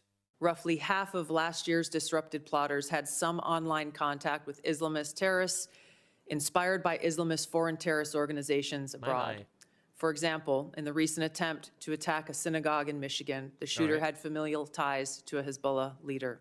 This is confirmed, all right? And by the way, I said this on day one. Day one!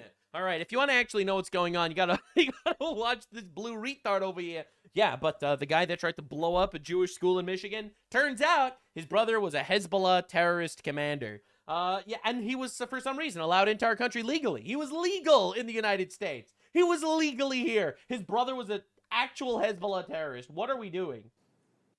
Al-Qaeda and ISIS pose the biggest threat to U.S. interests overseas in parts of Africa, the Middle East, and South Asia, where these groups operate. In the Middle East, AQAP in Yemen, ISIS-K in South Asia, and ISIS in Syria are among the most likely groups conducting external plotting.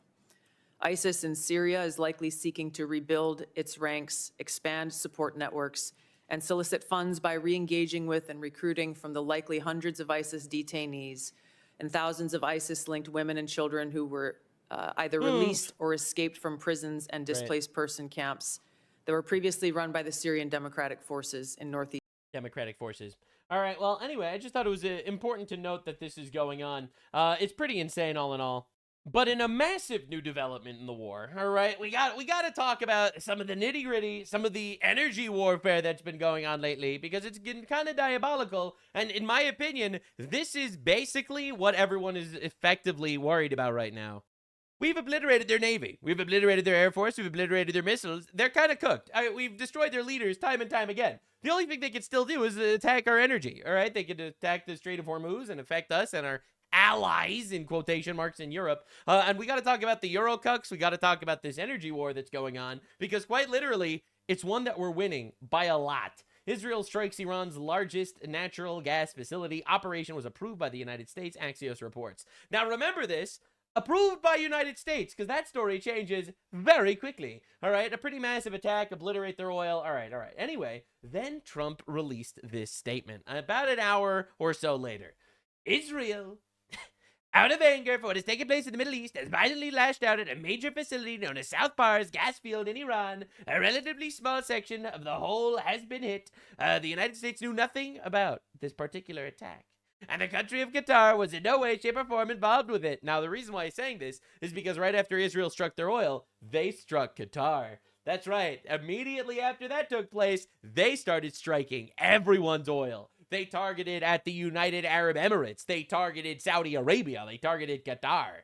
All right, so he's saying Qatar wasn't involved, nor did have any idea this was going to happen. Unfortunately, Iran did not know this, or any of the pertinent facts pertaining to the South Pars attack and unjustifiably, unfairly attacked a portion of Qatar's LNG gas facility. No more attacks will be made by Israel. Wow, totally sounds like a guy who's being controlled by Israel.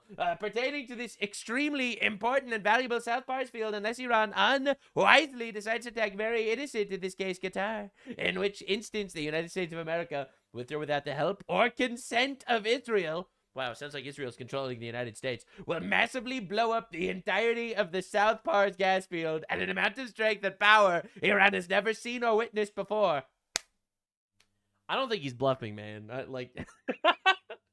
Orange Man has not been bluffing a lot lately. I don't know. I do not want to authorize this level of violence and destruction because of the long-term implications it will have on the future of Iran. But if Qatar's LNG is attacked again, I will not hesitate to do so. Thank you for your attention to this matter. Trump's a man of his word. I'm not going to lie. Trump is a man of his word. Trump promised the Iranians when they were protesting he'd help. Well, Trump is freaking helping, obliterated their entire regime, retards, all right? And now Trump is promising Qatar assistance because Qatar is essentially one of our allies, and it's, well, or at least, they claim they're our allies while they fund billions of dollars into our colleges to groom children into retards, and essentially this is what we're doing, all right? So that's pretty insane. This is a pretty massive escalation by all things, all right? They already knew we're going to kill all the terrorists. We're going to kill the regime. We're going to kill all their fucking guys, all right? We're going to obliterate their Navy and their Air Force. We're going to make them look like complete, weak, and utterly powerless bitches. But this is an escalation. Obliterate all their oil? Excuse-moi, sir. That's pretty diabolical. Now, obviously, the Eurocucks are very angry about this because that's where they get their shit. Now, I have a conspiracy theory, and I think it's a correct one, all right? I'll tell you a lot of conspiracies, but I've been right a lot lately. I hope it's not getting to my head or anything. I have a suspicion that this is all part of the plan. I think that Trump absolutely authorized Israel's attack on the oil. I think Trump and Israel are doing good cop, bad cop on Iran, where Trump, ironically, is the good cop. I am telling you, this is what's going down. This is the same as Trump before the war saying, don't worry, we're negotiating. I give you 12 days. Like he always gave them these timelines. He said nothing's going to happen. Then all of a sudden, boom, out of nowhere, something happens. I think this is a classic Trump subversion technique. All right. I think Trump and Israel are working together. All right. Just like the initial report said, I think it was approved by the United States. I think Trump is knowing about this. And I think Trump is making believe it's not, because Trump is utilizing Israel essentially as his attack dog. So he could be the nice guy. Israel will fucking annihilate their shit. And they'll be like, whoa, Israel, calm down. Calm down, Israel. So Trump looks good. He looks like the immediate, moderate peacemaker guy. And he obliterates Iran. I think this is literally his plan. All right, but anywho, we'll get into that later. I'm not the only one that thinks this. Nick Fuentes, the gigantic Israel hater who thinks that Israel controls the universe, all right, even he thinks so. Of course, Israel told the United States, and of course the United States knew about it, and of course they approved it, because this is part of the escalatory tactic against Iran. Now, the funny thing is he's saying this like so sad, because he's literally rooting for Iran. He wants Iran to win. He actually stated he wants Iran to develop nukes, which is fucking insane. But that said, he's saying this is like it's such a bad thing. And here I am like, wait a second, this is 5D fucking chess. Just like how Trump bombed Kharg Island last week, he authorized this strike because he is trying to ratchet up the pressure on Iran to compel them to allow the Strait of Hormuz to open up. And we'll talk about why I suspect this. If you understand the timeline, it's very clear that that is what happened. I agree.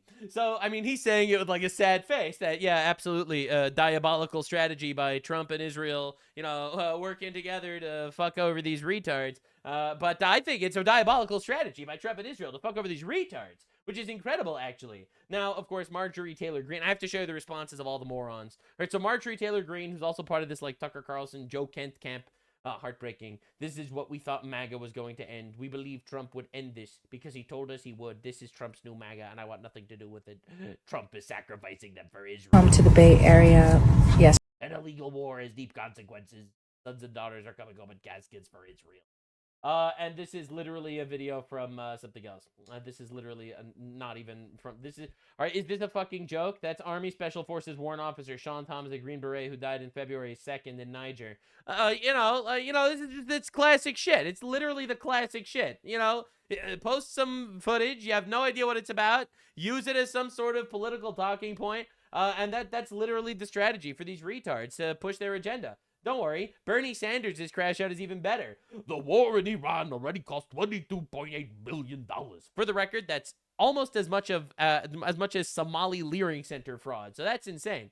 For $22.8 billion, we can provide Medicaid to 6.8 million kids, build 2.6 million public housing units, fund Head Start for 1.3 million, hire 240,000 teachers to teach them about transgender sexuality, cancel $20,000 in student debt for 1 million borrowers. Well, he's a communist after all, so literally no one is surprised about this. I love how he's never made this tweet being like, instead of importing Somalis, we could have had another $22.8 billion for all this shit. Notice how that's not important. All right, I'm just saying. We are providing Medicaid to all these kids. All right, the people that we're not providing Medicaid to are quite literally illegal aliens. All right, and I don't want to give them Medicaid. In fact, even if we had more money, I would still not want to give them Medicaid. Nux, I can't believe you're so heartless. No, I can't believe these people are invading our country and you are literally paying them to invade our country and rape us. I'm sorry, bro. I'm tired of it. I don't want to hear it. I don't care. Shut up. Take your bleeding liberal heart away. Your emotional warpath of unbelievable levels of giga crying emotional blackmail, it doesn't work on me anymore. That's right. If we had extra $22.8 billion, I would still rather not give it to illegal aliens. You heard me?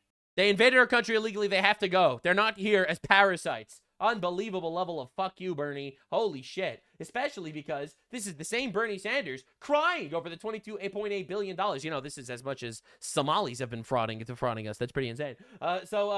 This 22... only in Minnesota. Somali fraud only in Minnesota is around this much, to be clear. All right? Just understand. But he doesn't give a shit about that, obviously. That's cool.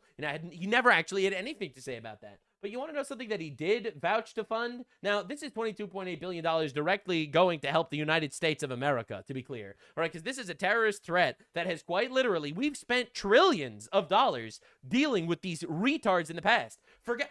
I love how he has nothing to say about the fact that Obama gave them hundreds of millions of dollars. Gave them, not spent, gave them. I think he gave them $1.8 billion in total, and Biden gave them $6 billion. All right, now you have this guy crying that we spent money literally to destroy terrorists that have been trying to kill us. Why the fuck do we fund our military if it's not to kill terrorists that are trying to kill us? Especially because Bernie Sanders supported the Ukraine war immensely. All right, just to understand what we're dealing with. Dude, I lost the clip. Fuck. I'll find the clip. I found the clip. When we threaten and, in fact, cut back on military support or intelligence support for Ukraine, you know what we are telling that one man? We are saying, you got a green light. The United States is withdrawing. You do what you want. You continue the war. You continue to pummel the people of Ukraine who have already suffered so terribly. So to understand, Bernie Sanders supported the idea of literally financially supporting Ukraine, whatever the cost might be, or else you might be giving the wrong message to Putin. Now, I'm going to say this, and I'm sure that people are going to take offense to it, but unfortunately, it's the real statement that needs to be said. We, America, do not benefit jack shit from funding Ukraine. All right? Objectively, do I want Ukraine to be able to withstand and fight back and not be completely steamrolled by Russia? Yeah, objectively. I just don't necessarily want my taxpayer dollars to do it. All right? We directly benefit by the fact that the Iranian regime is collapsing and getting obliterated in real time. For 47 years, they have killed thousands of us and threatened us. All right? Ukraine war, literally, it doesn't benefit us $1 if we let that happen. Do I think it's immoral and it's evil and it's America would do it? It's a nice thing that America does that we help people. Sure, it's a very nice thing that America does that we help people. Don't get me wrong, but it doesn't benefit us at all. He's crying about $22.8 billion that we spent in this Iran war. We spent $350 billion on Ukraine, which we don't benefit from at all.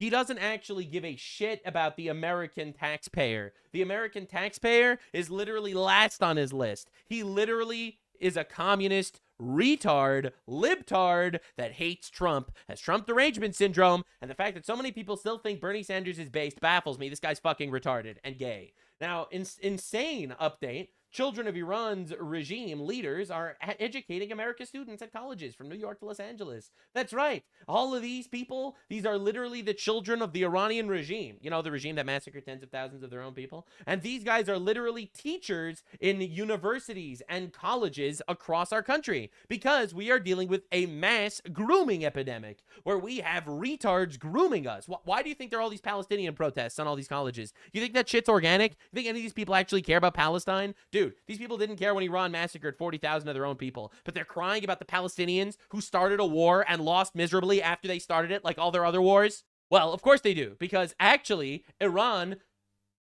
owns Hamas, who started the war. So of course they're all going to care about that, because we're dealing with a massive psyop, the likes of which I don't think we've ever dealt with before. Now, after Iran had their oil bombed, they bombed Kuwait's oil refinery with a drone attack. So that's pretty insane. Also, Iran drone strikes Saudi Arabia's oil refinery in Yanbu. So they're really going out there and they're bombing all of the Gulf countries' oil refineries, which is pretty diabolical. Saudi Arabia says Iran is trying to blackmail Arab nations with attacks, warns military options are ready. Saudi Arabia might be getting involved. So again, remember, I think this is something of a 5D chess move, good cop, bad cop. Israel bombs them. Trump says it's bad. They don't give a fuck because they're pompous retards. They bomb all their neighbors. Their neighbors want a piece of the action. And he went on to say that Iran's actions would backfire politically and morally. He talked about the fact that he felt that Iran attacking Riyadh and also Qatar, the Ras Laffan industrial complex in Qatar, while this diplomatic meeting was ongoing in Riyadh, was an attempt for the Iranians to blackmail Arab and Islamic countries. He said they would not be blackmailed, they would not be intimidated. And he also said that they were very clear that there would be non-political options on the table. And he went, oh my, it looks like it's happening. Iranian regime threatens Israel. If you do not stop eliminating our leaders, we will have no choice but to destroy Qatar. What the fuck? I'm sorry. What? What do you think that's gonna achieve, my guy? Like, you, like, what? Are we serious? These people are just fucking insane. Now, Don Lemon, all right, he is was a reporter for CNN. He's currently being investigated for violating the KKK Act. All right, this is him trying to get cheap shots. So, this is him being casually racist, interviewing random brown people on the street. Should we be in Iran right now in a war? We should. We absolutely should. We should. We should. And he's like, whoa! He's like, ah! There's no question. You support it.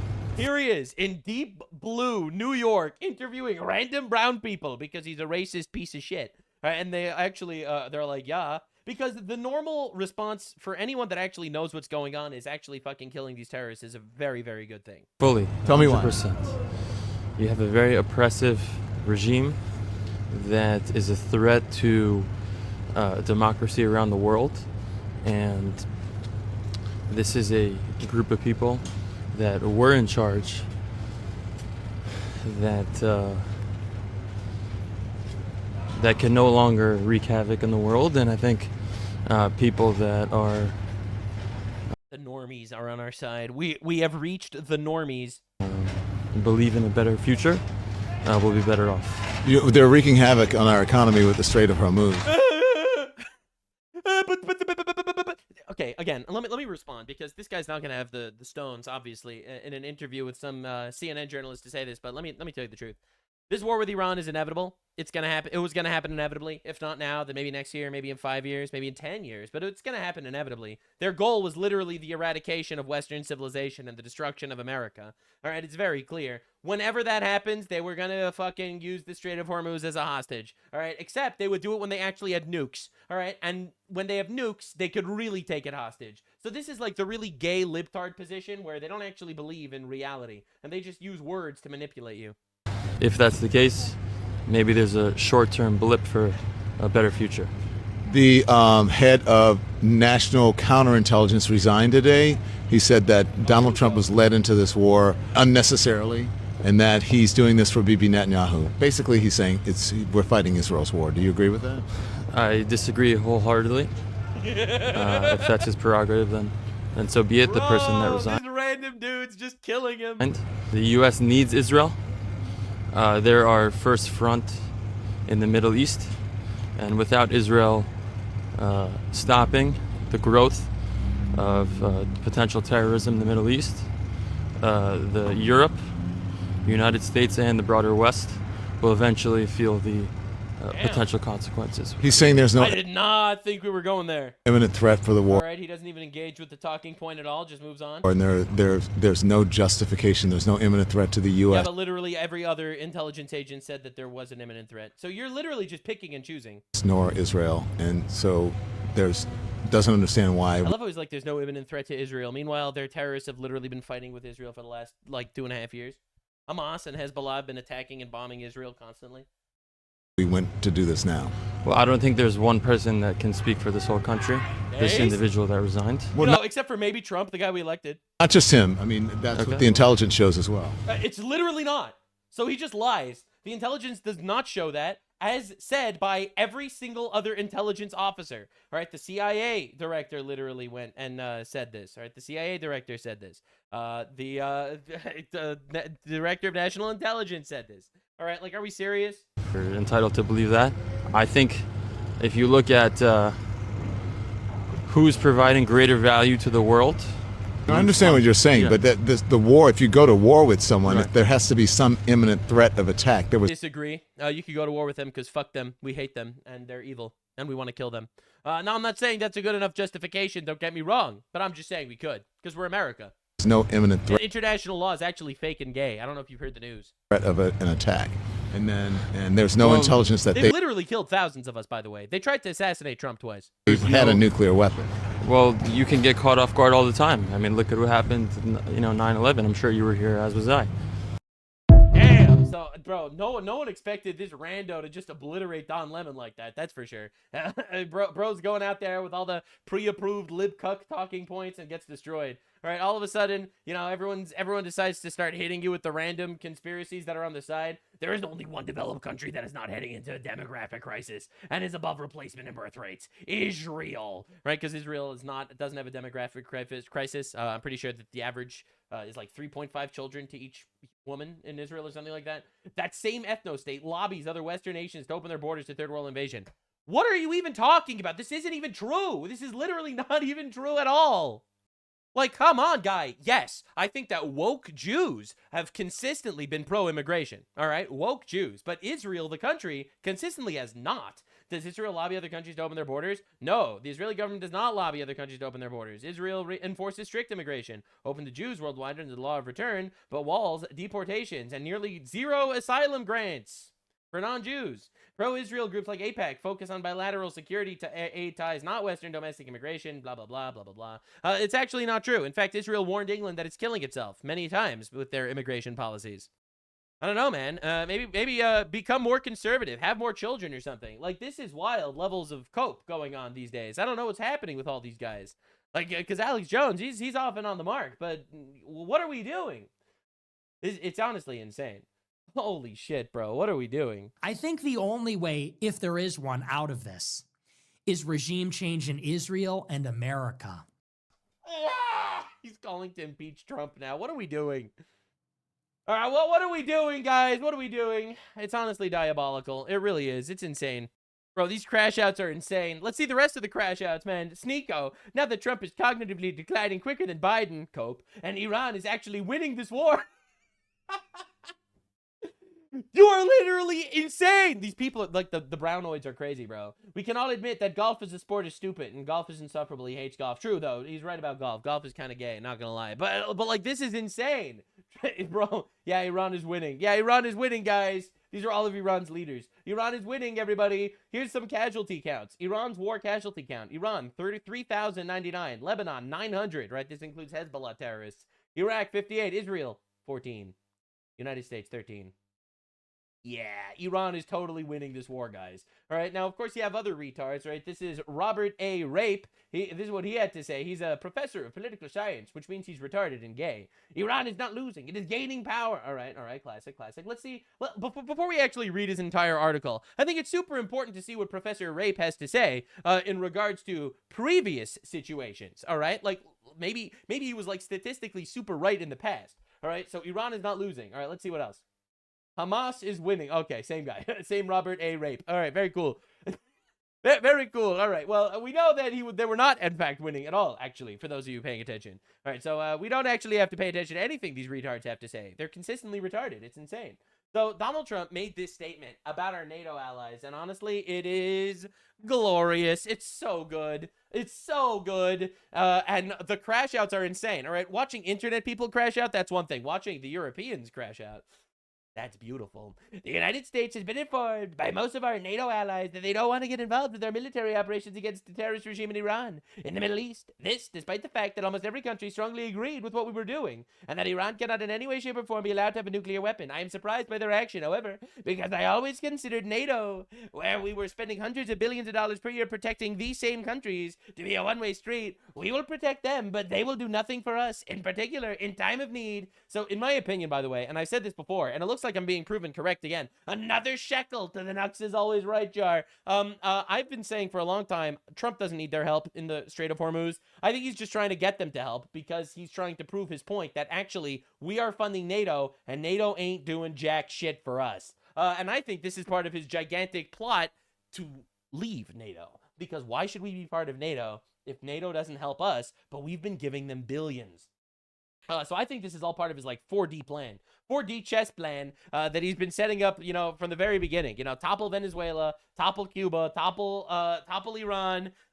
NATO's not helping. Leave NATO. Save billions. All right, anyway, fortunately, we have decimated Iran's military. Their navy is gone. The air force is gone. The anti-aircraft radar is gone. Perhaps most importantly, their leaders at virtually every level are gone, never to threaten us, our Middle East allies, or the world again, because the fact that we have such military success, we no longer need or desire the NATO countries' assistance. We never did. Likewise, Japan, Australia, or South Korea. In fact, speaking of President of the United States of America, by far the most powerful country anywhere in the world, we do not need the help of anyone. Thank you for your attention to this matter. Now, this is getting really scary for the Eurocucks, because if we don't need them at all, why should we be funding them for billions of dollars every single year? And the Eurocucks have a glorious crash out. So first, our Presidente, Donald Trump, had a few choice words to say to Keir Starmer, the gayest queer Prime Minister of England.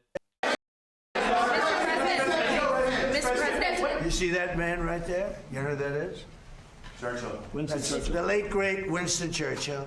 And Barack Hussein Obama did not want his bust in this office. Did you know that? And Barack Hussein Obama sent that bust back to England. They didn't want it. And when I came in, I was asked if I wanted it. I said, absolutely, I want it. And I put it right there, Winston Churchill.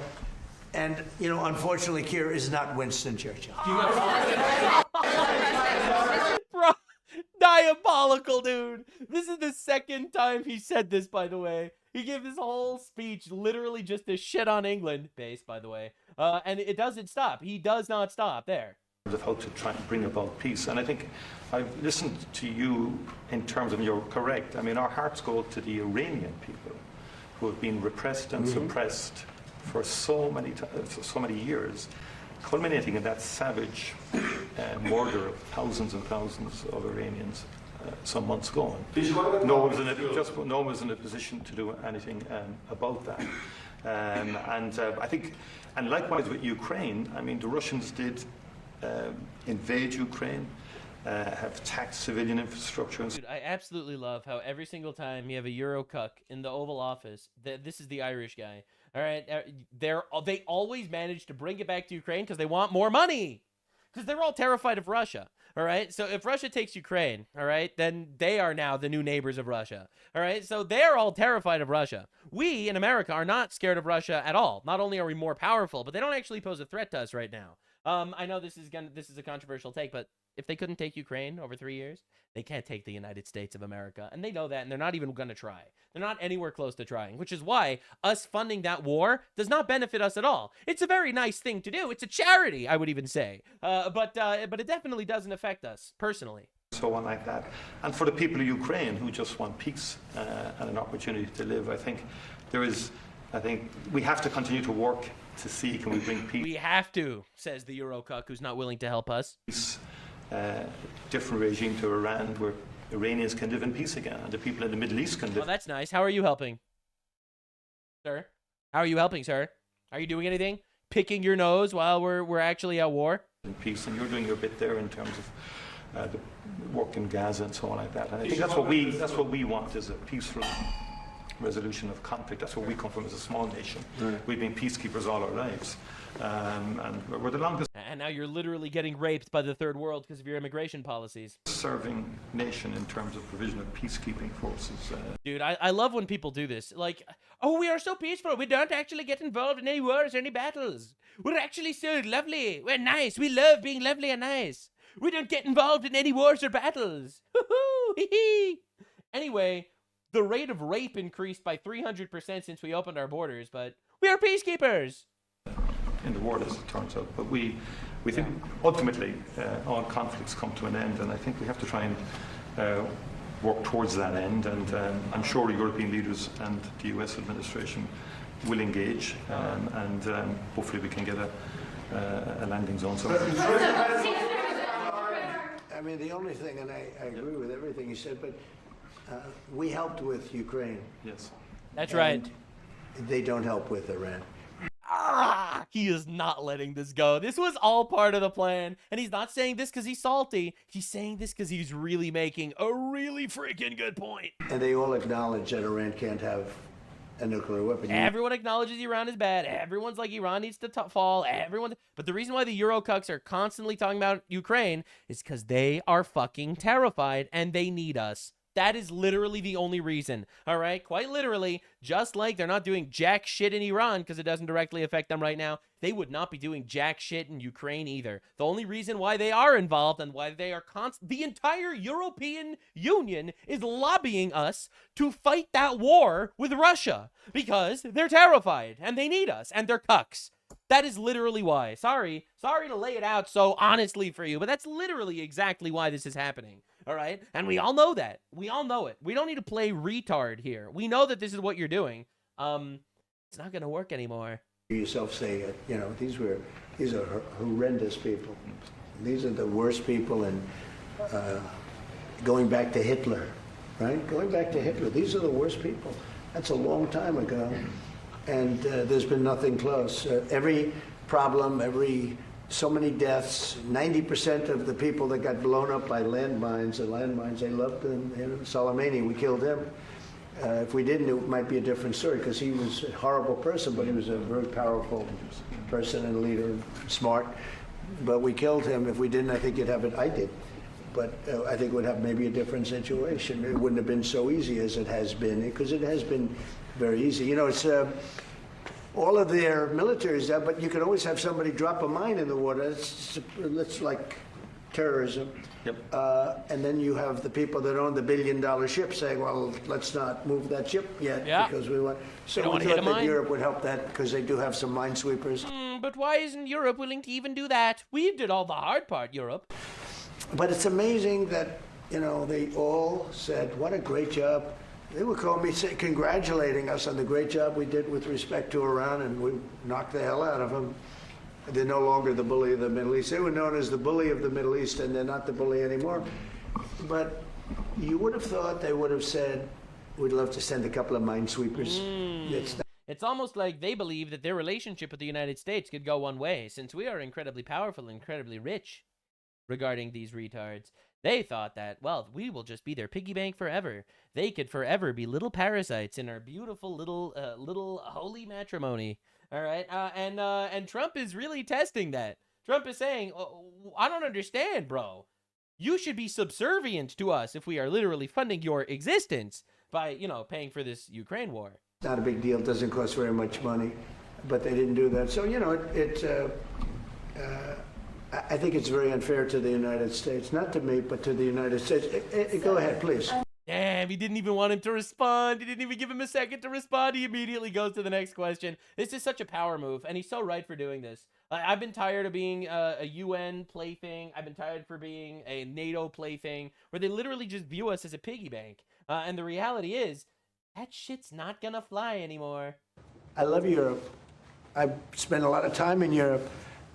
It's a different place. Bad things have happened to you. What happened? Very bad things. And you better do something about immigration, and you better do something about energy, or you won't have a Europe. True. They don't want to do energy because it's bad for the environment. They don't want to do immigration because they're bleeding heart libtards that believe that no, the poor rapist just wants a little white girl to rape. Who are we to stop him? His name's Mohammed. He's named after a prophet, police be upon him. And the reality is, we don't need to live like that. And they are too cucked to actually realize that for now. And this hyper-feminized mindset is just diabolical. And Trump finally drops the threat. I wonder what would happen if we finished off what's left of the Iranian terror state and then let the countries that use it, we don't, be responsible for the so-called strait. That would get some of our non-responsive allies in gear, and fast, President DJT. That's right. What if we actually don't get involved with the Strait of Hormuz? You see, we want to kill all the terrorists, but we don't really care about the Strait of Hormuz that much. We only get like 1% of our oil from the Strait of Hormuz. So why don't we let them deal with it, since they get like all of their shit from Hormuz? So why do we need to be responsible for that at all? We'll kill the terrorists, which is what the goal was, and we'll let them figure shit out. Meanwhile, Prime Minister Starmer was getting blasted by Senator John Kennedy, too. He also is trying to give President Trump advice about how to conduct the war. Huh, that's nice. The guy that literally lost a war to the that's a little bit like Islamists seeking the advice of a nun about sex. Sir Keir Starmer is the last person you would want to go to advise you about how to have a military.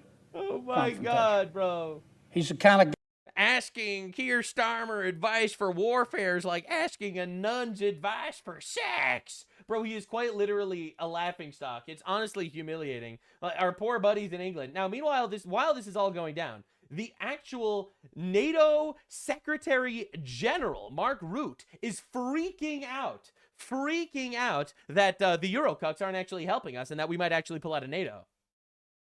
Of the ballistic missiles, of the nuclear capability is severely degraded. When it comes to the Strait of Hormuz, I've been in contact with many allies. We all agree, of course, that strait has to open up again. Oh, it just magically has to open, says the Europeans. Well, that's nice. And what I know is that allies are working together, discussing how to do that. What is the best way to do it? They are working on that collectively to find a way forward. Basically, please Trump, we beg of you, do not leave NATO, do not hate the Eurocux. We literally could not survive without the United States funding. We also literally could not survive without the Strait of Hormuz's energy. So we need you very badly to do all of the things, and we don't actually want to lift our finger. So this guy is freaking out about it. He's in contact with the allies, he's begging them to help open the Strait of Hormuz, and Trump is really realizing exactly how much weight we actually pull in the grand scheme of things. This is a UK member of parliament obliterating her own country for being soft on Iran when Trump is quite literally doing all the right things. As well as threatening regional security, the IRGC threatens our homeland. True. They've been designated a terrorist organization by every corner of the world. The United States, the European Union, many members of the GCC and our Commonwealth partner, Canada. At this time of war, why does the UK diverge from the rest of the world? What leverage? Oh, we know the leverage. It's because England is conquered by Islam. It's because England is already in the midst of being colonized by Islam, and they don't want to piss off their potential millions of terrorists in their country. Over Iran is the government exacting for this position. You're being Islamophobic. Oh, listen. Islamophobia saves you from getting stabbed in an alley by a guy named Mohammed. I'm not gonna lie to you. All right, being Islamophobic, some would argue, is actually a defense mechanism. That it's taken not to act. It's a survival skill. If the government brings forward legislation to prescribe the IGC, we'll stand ready to work with them. And this also applies to the source of funding of the Iranian regime. Yeah, pretty insane. So again, blasting England for being weak. Are you aware of the fact that eating bacon decreases your chance of being a terrorist by about 75%? Anyway, I just thought that was an interesting statistic. Now, Muslims in London vow in Arabic to behead the Jews, the same way Mohammed and his followers beheaded the entire Jewish population of Khaybar. That's what it talks about over there in their book of peace, the Quran. That's what the religion of peace is actually based on. Beautiful stuff. Well, so this is literally in the streets of London, all right? They'll arrest you for a mean Facebook post where you criticize Islam, but they literally have gigantic rallies calling for the beheading of Jews, and that's okay, actually. Wow, it's pretty weird how that happens. I don't know if you noticed, but I think it's weird. Maybe that's just me. Now, of course, Rupert Lowe is running for this Restore Britain party, which essentially he's like, we're going to deport all these fuckwads. We don't need them here. We're deporting all of them. And quite literally, the libtards have discovered the right wing of England. Hey, you know these lot that are saying vote Restore Britain? Are you all right? Dude, I love how this guy both looks and sounds like the archetype of retard libtard that we have to deal with. I think you need to have a little lie down, mate. Have you seen this Rupert Lowe fella? All right. You seen what he's up to? Yeah. He wants to deport fucking everyone, mate. He don't even care. He's like, yeah, get rid of everyone. The only thing he seems to bother about is what the colour of their skin is. He's got this big thing. He's going, all these Pakistani grooming gangs. Hang on, mate. White people do that shit too. I love how the libtard argument is like, white people rape people, so therefore we also need to import more people to rape people. This is literally the libtard argument. So did you know that white people rape people? So why do you care if we import people that make up 97% of the gang rapes? All right, but you don't seem to fucking post all over Facebook when they do it, do you? And the worst part is he doesn't even care when he gets called a racist. He posts on Facebook all the time. I love how liberals aren't realizing that they've lost all power. They've literally lost their entire power system. Right? They're like, we used to be able to call them racist, and they just shrivel up into little raisins. But now that doesn't happen. Well, apparently saying this makes me a racist. Oh, well. Oh, well. Is that what you want to teach children in this country? That's so... Yeah, I actually fully believe in teaching my children that reality exists and that not all cultures are the same, and that some cultures want to kill you. I fully believe in teaching my children to actually fight for truth and fight for justice and not fight for this unicorns and fairy tales and gay butt sex reality of the left. Abso-freaking-lutely.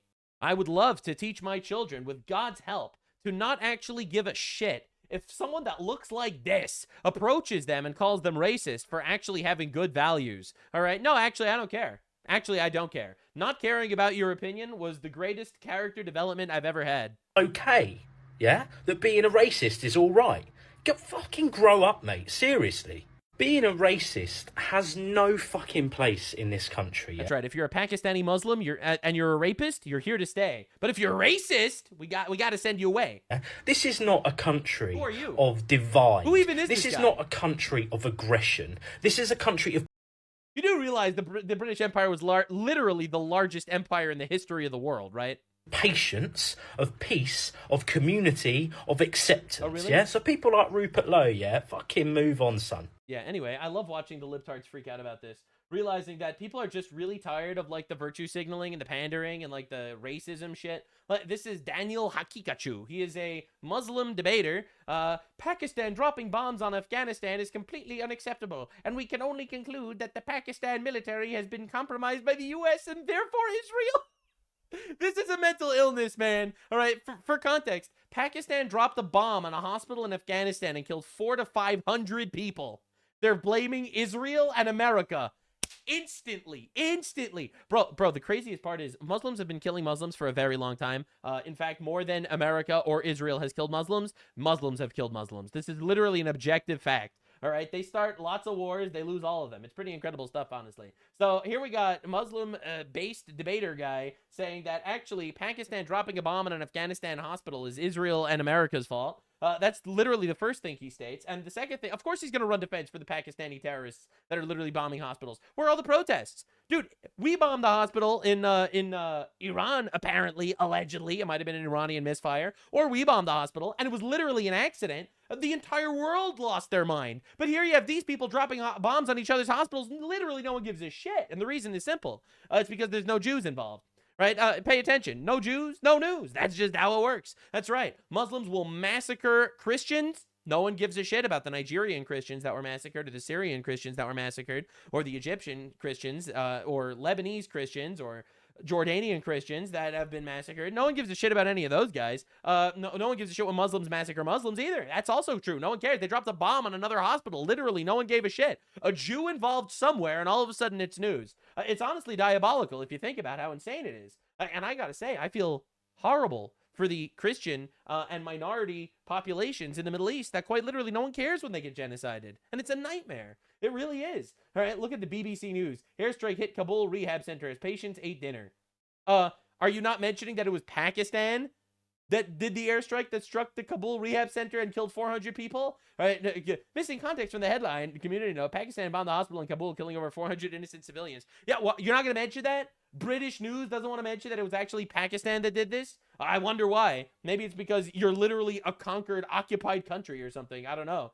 BBC stopping Pakistan from being mentioned in the headline. Literally. This is insane. Actual insanity. So Donald Trump dropped a little bit of a warning. President Trump is reportedly considering withdrawing U.S. forces from the Strait of Hormuz, leaving its defense to allies. And of course, the response to that was, first, Spanish Prime Minister Pedro Sanchez, he's a communist leftist, there is no place among us for people who insult religions. Anyone who insults the Prophet Muhammad or Islamic religion will face a prison sentence of 5 years. Yeah, so that was Spain's response, all right. Breaking, European gas prices up 32%. Obviously, this is horrible. This is tragic. So let's understand, European gas prices surged 32%. Trump says maybe we won't necessarily be involved in the Strait of Hormuz. And literally like clockwork, breaking, UK, France, Germany, Italy, the Netherlands, and Japan issue a joint statement expressing their readiness to contribute to appropriate efforts to ensure the safe passages through the Strait of Hormuz, while welcoming countries undertaking preparations, coordinating strategic petroleum reserve releases, and exploring other ways to boost output. Wow! So literally all it took was Trump saying, hey, maybe we're not going to help you, actually. Maybe that's not going to help. And all of a sudden their oil prices increase. And now they're like, holy shit, we're so here. We're allies, aren't we? We are literally right here. Of course we're going to help. After weeks of them dragging their feet saying they don't want to get involved. All it took was a little bit of a nudge, and Donald Trump actually had the balls to do it. Anyway, that was today's Mega Giga Chungus deep dive. I'm telling you, man, I did so much research for this video. It is actually unreal. The Jew tunnels feel like home these days with the amount of research I've been pouring into this shit. But I've been getting a lot of comments that are, like, honestly very, very positive. And I really appreciate you guys. So thank you so much for the support. If you want to support my work, you can also pledge to me on Patreon or hit the join button on the YouTube channel to donate. Not necessary at all right? Just to be clear, you will be getting nothing in return for your kindness. All right, but I very much appreciate it regardless. All right, not trying to grift here. I'm not being paid millions of dollars by Iran like Tucker Carlson allegedly is. All right, just to be clear. All right, I ain't getting paid by freaking anybody. Even YouTube doesn't want to pay me these days. I'm apparently too controversial or something. Apparently saying I don't want a Muslim to blow up my school is controversial or whatever. I don't know. I thought that was like a majority opinion, but apparently you can't say these things. But anyway, please subscribe. I'll see you in the next one. Big deep dives every day. We try our best, and I really appreciate all your support. You guys are amazing. See you in the next one. And remember, killing terrorists is based, actually.